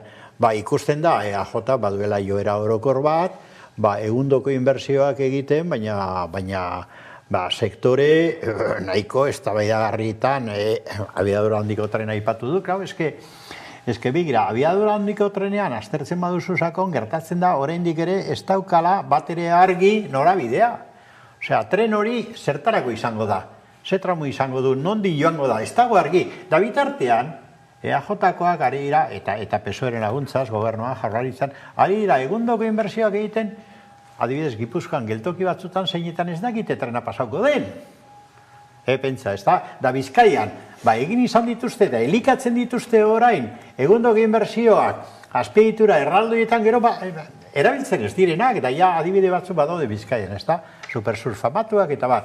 Hori da norabide bat, bitartean, EH Bilduk, Elkarrekin Podemosek, insistitzen dute gizarte mailan inbertsioa behar da gizartea orekatzeko, egonkortzeko, eta adibidez, alokairuak, etxe bizitzak, klaro.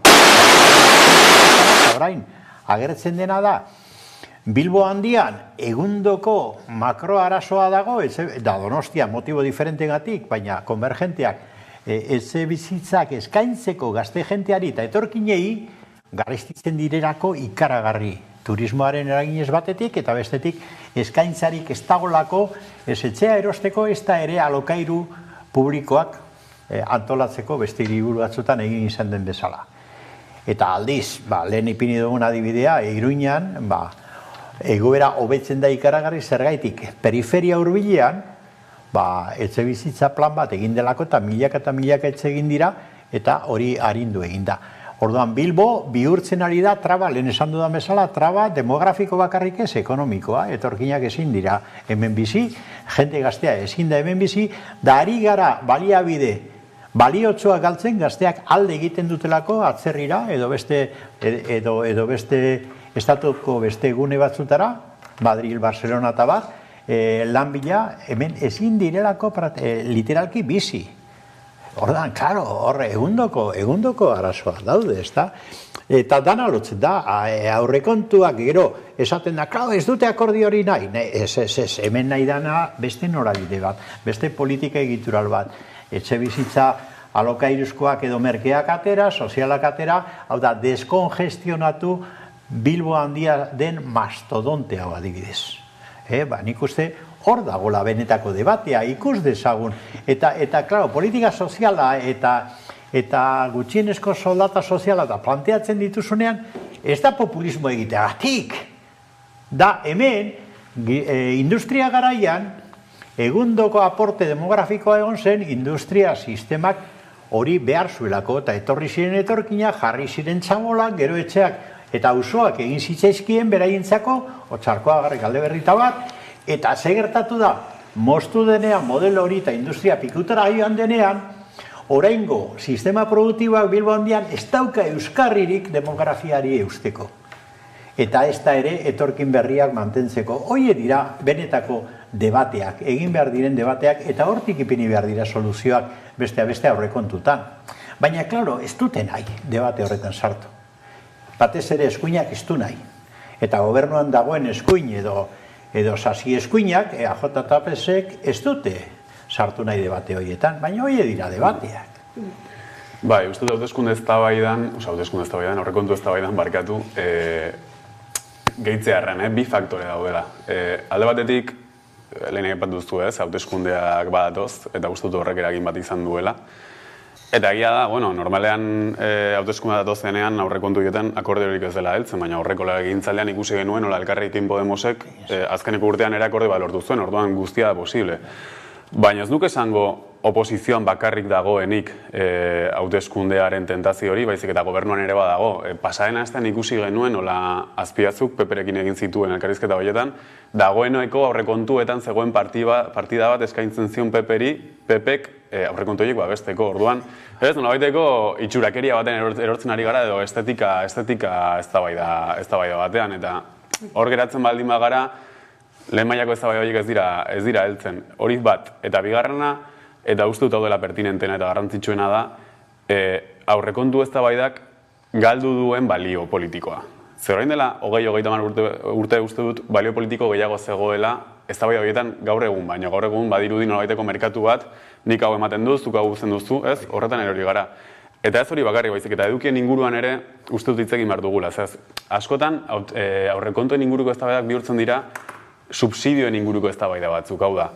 Nolabait, naturalizatzen da, ereduak sortzen dituen arrakalak edo utxuneak, eta aurrekontuak datoz arrakala horiek betetzera. Eta hor, etxebizitzaren kasuan argi ikusten da, ez? Ez da hitz egiten etxebizitza parke publikoaren inguruan, baizik eta hitz egiten da etxebizitzara sarbidea, etxebizitza pribatura sarbidea izateko laguntzen inguruan. Eta uste dut hori badela nolabait, lehen mailako eztabaida ere, bigarren plano batean jartzea. Edo askotan hitz egiten da, energia edo argindarra ordaintzeko laguntzetaz, baina oso gutxi hitz egiten da energia enpresa publiko batetaz eredu aldaketaz. Hor adibidez Elkarrekin Podemosek aipatu du, aurten jarri du mahai gainean energia enpresa publiko baten beharra.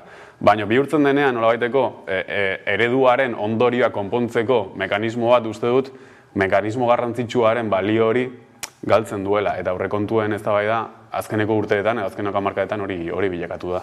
Era bat ados, nik Elkarrekin Podemosek gogoratzen naiz, proposatu zuenean energia enpresa publiko horrena apoiatu nion publikoki, hori da beharrezkoa, egia da. Eta era berean, etxe bizitzan, alokairuzko parke publiko bat elikatu behar dute bereziki hemen diputazioak eta udalek egin dezakete, ez dute egiten. Eta gainera, diru remanentea dituzte, ezke hori da, nik ez dakit. Pasadan aurrekontutatik aitortu zuten 309 milioiko remanente basegola. Erabilzazu alako gauzetarako, ez dute egiten, esan nahi dut harrigarria da benetan. Eta egia da, bihurtzen da merkatu bat, eta partze politika bat, egia da. Eta ez da inoiz sakonera sartzen da hori da egin behar dena. Azaleko eztabaidatetik hemen jarretzen dugu Hamaika Telebistako solasaldian, aipatuko dugu eta luze hitz egingo dugu baita ere independentzia nahiaz, buru jabetzaz, naziometroaren azken datuei helduta, baina lehenik eta bat egingo dugu Josu Etxabururekin, gure eskuko bozeramailearekin, bataiaren beste alboan dugulako, eguerdion, Josu?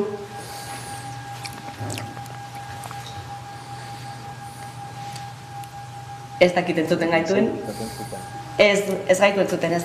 Jarraituko dugu aurrera horintze bertan bueltatuko gara Josurekin. Bereiek ere autodeterminazio eskubidearen arautzea aldarrikatu dutelako. Naziometroak esandakoaren arira, independentzia nahia apalduz doa Euskal gizartean hori izan da ateraten titular nagusienetako bat, ñabardura esanguratsu batzuk ere badira ez da, galdera nola planteatzen den arabera aldatzen direlako, erantzunak ere, independentzia definiziaz berariaz galdetu beharrean, Euskal Estatuaz galdetzean esaterako zenbakiak aldatzen direlako, Euskal Estatua sortzeko erreferenduma guztiz ofiziala eta onartua izango litzateke azpimarratzen denean, goraka egiten dute, datu horiek, ehuneko ia 40 heltzen dira Euskal Estatuaren aldekoak izango liratekinak. Zuek zen nabarmenduko zenukete naziometroak argitaratutako datuen gaina?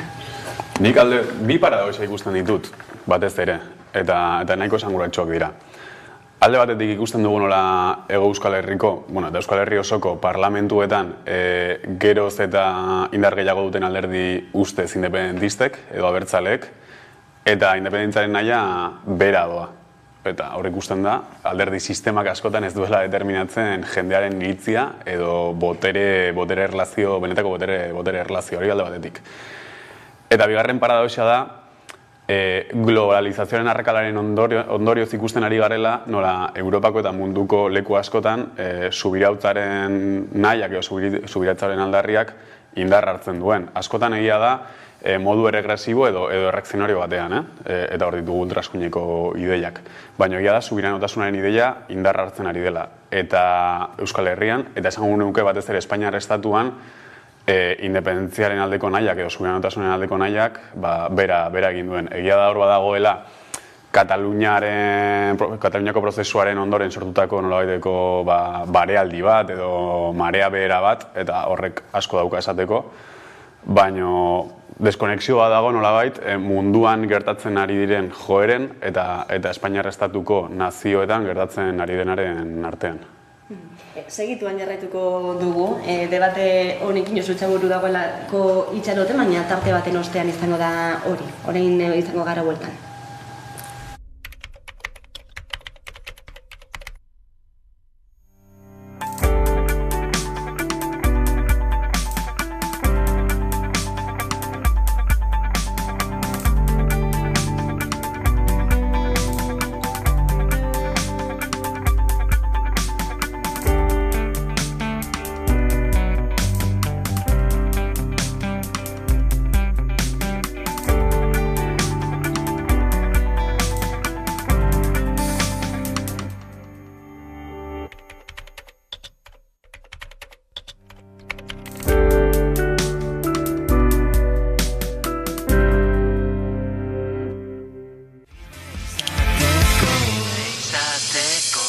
Euskal Herriko aktualitatea ikusteko eta jarraitzeko beste modu bat da Hamaika Telebista.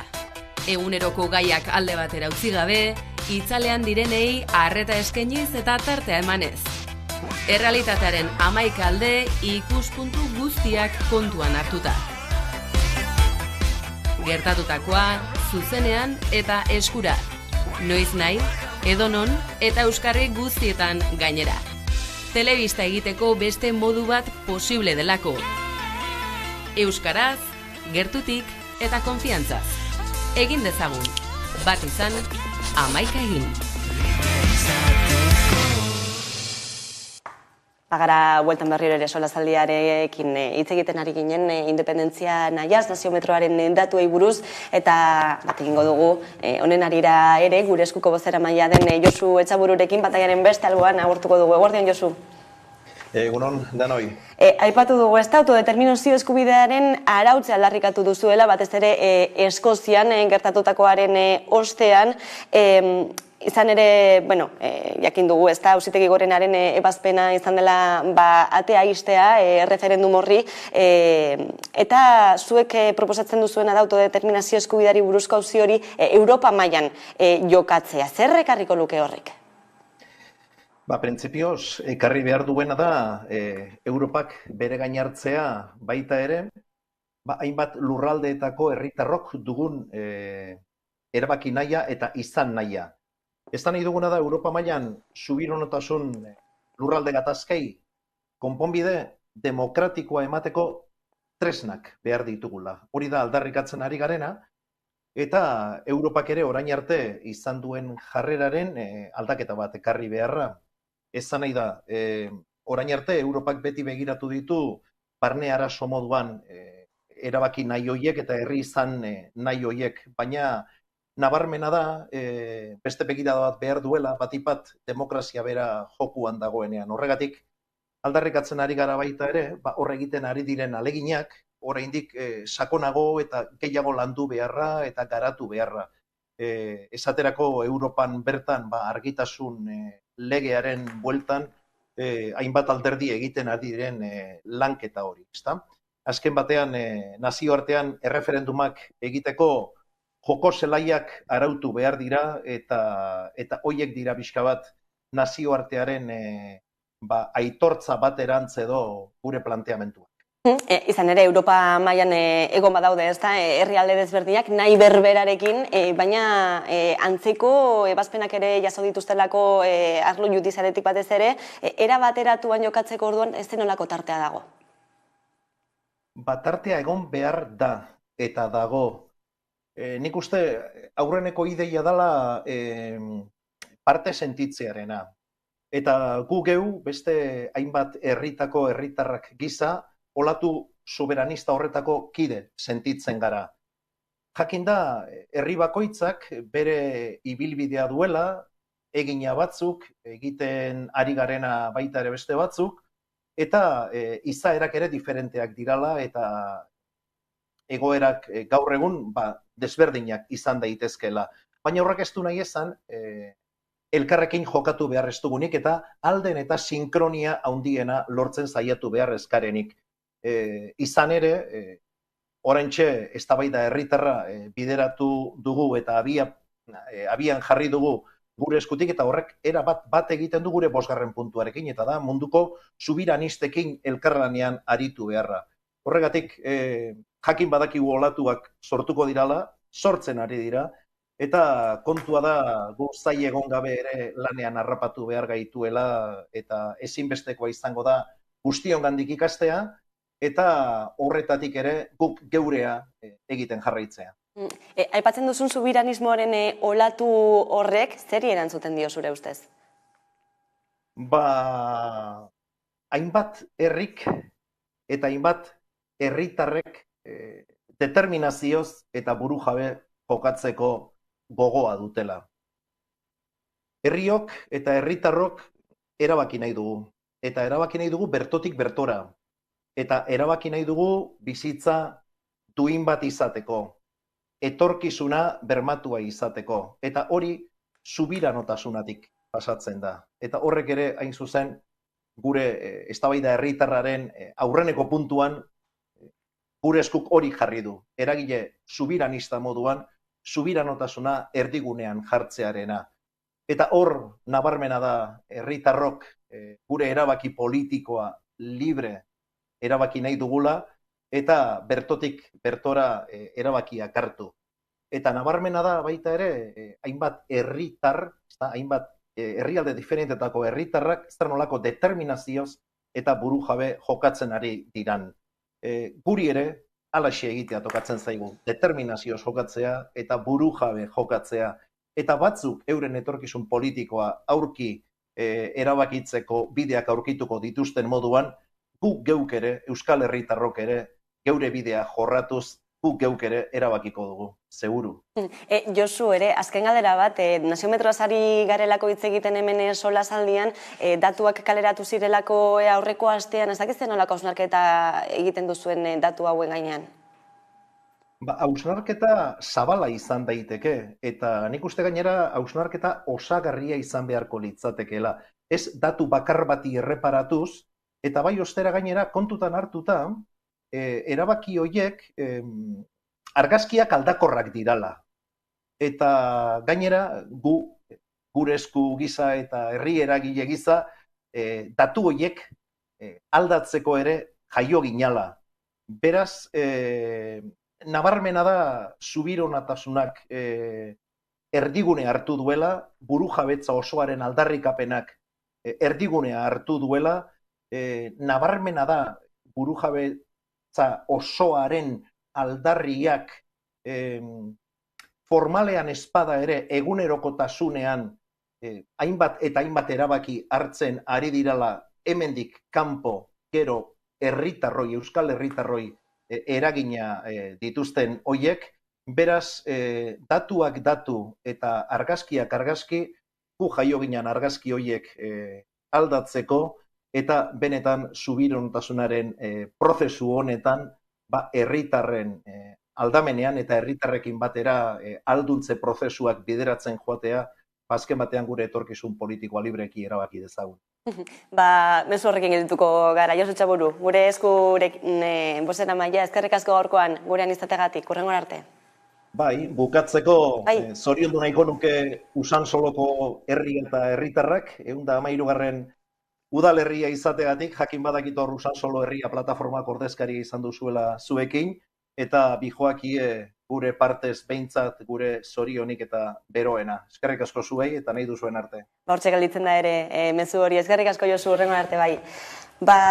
Hortxe, egoera, Carmelo, zuri emango dizut hitza, hainbat apunte hartu dituzuela, ikusi ditut. Eskerrik asko hitza emateagatik, baina kasu honetan suertea eta konpromisoa ere bada zergatik. Gai hau oso konplexu bat sakona da, ezin da ventilatu eztabaida labur batean, baina saiatuko naiz behintzat gaiaren koordenatu batzuk jartzen, ez da? Lehen ondo esan du Mikelek, paradoxa badagoela, badirudi Euskal Herrian ez dakiz ere mutan izango dugu, baina alderdi abertzaleak nagusi garela esango nuke parlamentuetan, baina gero horrek ze ondorio dauka, ez da? Hor dago paradoxa bat, independentzia naia gero badirudi beruntz doala. Kau, ze gertatzen ari da hor? Gero beste aldetik Josuk esan du hitz egin du, nolabait independentzia baino gehiago esan du jendearen eskubide bezala burujabetza, erabakia, baina erabaki nahi horrek forma oso konkretoa eta komunidade oso konkretuen inguruan gertatzen da, eta ez da kasualidades, ez da Eskoziak nahi du independentea izan, Katalunia nahi zuen independentea izan. Euskal Herriko jende askok eta asko behintzat, ez dakit orain kuantifikatzen, baina nahi dugu independentea izan. Zergatik Eskozian, Katalunian, Euskal Herrian? Hor badago zerbait personalak izabanako arena ez dena. Burgosek ez du independentziarik nahi, hemen bai, ze gertatzen da, nazioa gaude, nortasun badago. Orduan hori ezin da inoiz astu, ez da? Nazioa dira nortasun espezifiko konkretoa daukaten komunitateak. Eta logikoena da nazio horiek nahi izatea estatu propio bat. Zergatik, hain zuzen ere, beraien nortasun hori garatu alizateko. Izan idiomatikoa, hizkuntza mailakoa, kulturala, sozioekonomikoa, historikoa, elementu guzti hori daude. Orduan, ze gertatzen da? Hori horrela izan da zergaiti doa berantz independentzia nahia orain adibidez Euskal Herrian esaten da, ez da? Ez da kasualidadea. Ikusten ditu, Mikelek aipatu ditun alderdi abertzale omen diren horiek, baina ikusten ditu praktika politiko konkretu batean. Madrileko gobernua apoiatuz, adibidez, edo Madrilen negoziatuz eta botu eman da estatuko aurrekontuei adibidez, horrek esan nahi duen guztiarekin, ez da? Horre ze planteatzen du, independentziaren alde dago mugimendu batek bere politikaren eremu nagusia kokatzen badu estatuaren kongresuan, senatuan, hango errekontuak apoiatzen badituta bat, jentea ze ondorio praktiko atera behar du. Independentziaren bidean doa edo ez doa. Ez da, ulertzen da? Nik galdera bezala egiten ditut horiek, momentuz. Zer pentsatu ematen du, ez da? Ze gertatu da Katalunian? Katalunian bazegoen gehiengo argi bat independentzia eta estatu propioa egitearen alde. Aurkitu du biderik? Ez du aurkitu biderik. Ordan, jentea dio, jode ez dute aurkitu biderik. Hemen Euskal Herrian orain Madrilera joan, hango aurrekontuak apoiatu, hango gobernua, bestela beste okerrago bat etor daitekelako, baina hango gobernua apoiatu, horrek pedagogia aldetik argitzen dio jenteari ideia, independentzia behar dugu edo behar dugu gobernu progresista bat Madrilen. Hori guztia dago debatean. Nik uste krisian dagoena hemen da naziogintza, bestela esan da. Independentziarako bidea ez da batera erresa, estatu propia lortzeko bidea ez da batera erresa, hori ikusi dugu, hemen eta Katalunian edo Eskozian, baina behar da oinarri sendo bat. Eta oinarri sendoa da naziogintza, hau da, gure nazio nortasuna indartu egin behar da. Eta indartu egiten da, jentea badu, intuitiboki, ze gertatu da, halako batean esku bat agertu denean Irulegin, duela 2001 urte, jode, Gure nortasun nahia, gure naziogintza nahia indartu eginda, eta danak Euskaldun guztiok atera gara irribarre eginez. Hor zerbait dago eta zerbait falta da. Ulertzen da? Hori ez da lortzen Madrileko Kongresuan. Madrileko Kongresuan Sánchezi ematen diozu botoa, eta aurrengo gunean Sánchez ateratzen da defendatuz 155 artikularen aplikazioa. Claro. Hau da, sezezioa ahultzeko nolabait esan, boto ematen diozu, eta agertzen da aurrengo gunean esaten, argi, baina mugitzen bada jentea independentziaren alde kain emango diogu. Claro, zalantzak daude, nola ez dira egongo zalantzak, hemengo alderdi politikoen praktikarekin orain badaude zalantzak, horregatik ahultzen dira, nire usterako, nire iritzi personala ahultzen dira, independentziaren aldeko jarrerak, ez delako bat ere argi agertzen alderdi abertzale dituen aldetik, independentziarako bidea, estrategia bat, ez da agertzen. Eta nire uste apalean, independentziarako bidean, urratz printzipala orain da, naziogintza indartzea. Hau da, nazio bagarela, nazio horren ezaugarriak, bereziki hizkuntza, eta hizkuntza ahultzen ikusten dugu, praktikan. Pues hor daude arazoak. Nik uste lehen aurrekontutan esan dugun bezala, benetako arazoi aurre egin behar diogu. Taktikaz, zentratzen badugu taktika horietan, gure politika, jenteak ez du ezer ulertuko, ez du bidea ikusiko. Gintzaren ardatza galdu dela esango zenukezuk ere, bide instituzional horretan jarriko zenuke fokua? Lehen esan dudana, uste dut, naziogintza bai krisian dagoela, baina krisian daude, eta inkesta honetan oso ikusi da, 20. mendeko relato handiak. Relato handi horiek, edo argipen ideologika handi horiek, bihurtu dira identitate. Jendari galdetzen zaionean, independentzia nahi duen, ez duen beste pentsatzen independentzia nahi horretan, baizik eta pentsatzen du independentista etiketa edo nortasun konkretu batean. Eta uste dut hori atzera pausu duela, zen nortasunak askotan, edo identitateak bilakatzen dira, batak besteari erasotzeko traba. Nazioarekin berdina gertatzen da, eta berdina gertatzen da, bezaki sozialismoarekin edo erlatio handi horiekin. Zegero jendari galdetzen badioztu, estatu propiorik nahi duen, edo buru jabetza handiagorik nahi duen, baietza esaten dizu. Hor uste dut, deskonexio badagoela, generazionala izan daitekena, edo borroka ideologikoarena izan daitekena. Baina egia da ere, eta uste dut oso arrisku handia dela, Euskal Herriaren barruan komunitateen arteko deskonexioa geroz eta handiagoa dela. Hau da, badago nolaiteko euskal komunitate bat independentzia naia indartsu mantentzen duena, eta badago beste euskal komunitate bat, euskararekin harremanik ez daukana, euskal munduarekin harremanik ez daukana, eta nolabait beste parametro ideologiko eta komunikatibo batzuetan bizi dena. Eta uste dut hor bi estrategia jarri behar direla martxan. Alde batetik, euskal komunitate horrek, euskararen komunitateak edo komunitate nazional, sentimendu nazionala daukan komunitate horrek, dentsitate irabazi behar du, indarra irabazi behar du, indartu behar da, eta hori naziogintzaren bitartez egiten da. Eta ez da egiten hainbeste instituzioetan edo bestelako eremuetan, horrek ere lagundu dezake, baino ez da izan behar estrategia nagusia, baino deskonexio horren aurrean edo bipolarizazio horren aurrean uste dut, erreferente konpartituak ere behar direla. Eta erreferente konpartitu horrez eta gutxiago ditugu. Komunitate bakoitzak, komunitate nazional bakoitzak, herri honetan dagoen komunitate nazional bakoitzak, bere referenteak, bere identitateak eta bere parametroak ditu. Eta uste dut hor pausu bat eman behar dela, eta guztiok aglutinatzen gaituzten erreferenteak sortu baino. Beti ere, bi estrategia horiek kontuan hartuta. Hau da, euskal komunitateak ez badu dentsitate irabazten edo indarra irabazten, erreferente konpartitu horiek beti izango dira beste komunitatearen menpeko erreferenteak. Carmelo, borobiltzeko. Bai, ez da errezamai daiteken debate hau, nik uste dut Mikelek esandako batzukin ados nago, baina nabaradurak egin beharko nituzke begira. Lehen klase sozialak esan dugu bezala, nazioak ere egon badaude, existitu egiten dira. Eta problema da gainera nazioak askotan lehian daudela. Hemen jasan behar izan dugu eta jasaten dugu nazio espainiarraren inposaketa. Da inposaketa bada. Eta ordan, hor lehia badago, Euskal Nazioa eta Nazio Espainiarraren artean, errealitate bada. Kao, ze gertatzen da, Nazio Espainiarrak baditu bitarteko guztiak bere naziotasun hori estatu bihurtzeko, da bestea zapaltzeko, eta hori ari da egiten, eta Nazio Euskaldunak ez du, edo Katalanak ez du, medio hori bere nazioa estatu bezala antolatzeko modu demokratikoan. Baina zuk egizu proposamen bat, bere garaian, Katalunian zegoen bezala, nazio propio demokratiko bat antolatzeko eta gehiengo aurren inguruan bilduko zaizu. Egizu, baina ez baduzu egiten, Madrilera basoa, zure politikaren zentroa, han egiten baduzu, elikatzen duzuna da, nahi ala nahi ez nazio Espainiarra. Bere inposaketa eta bere baldintza guztiekin, hori ari da gertatzen. Debate interesgarria da, gordina da, ni erreformen aldekoa banaiz, baina, klaro, estrategiak argi izan da. Eta hemen ez dago estrategia argitasunik horregatik ari da ahultzen, eta nahaztu egiten da naziotasuna, nortasuna eta demokrazia.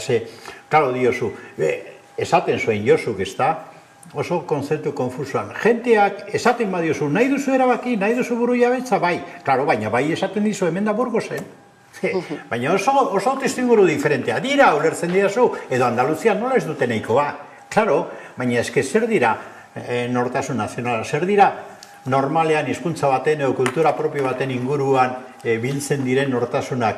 Zergatik apasionatzen gara 2001 urte dituen zera esku hori agertzen delako eta zorioneku ipintzen duelako. Hor badago zerbait, eta logikoa eta koherentea da filosofikoki guzti onuragarria da, zerbait hori mantendu nahi izatea, hau da, nortasun nazionala, naziogintza.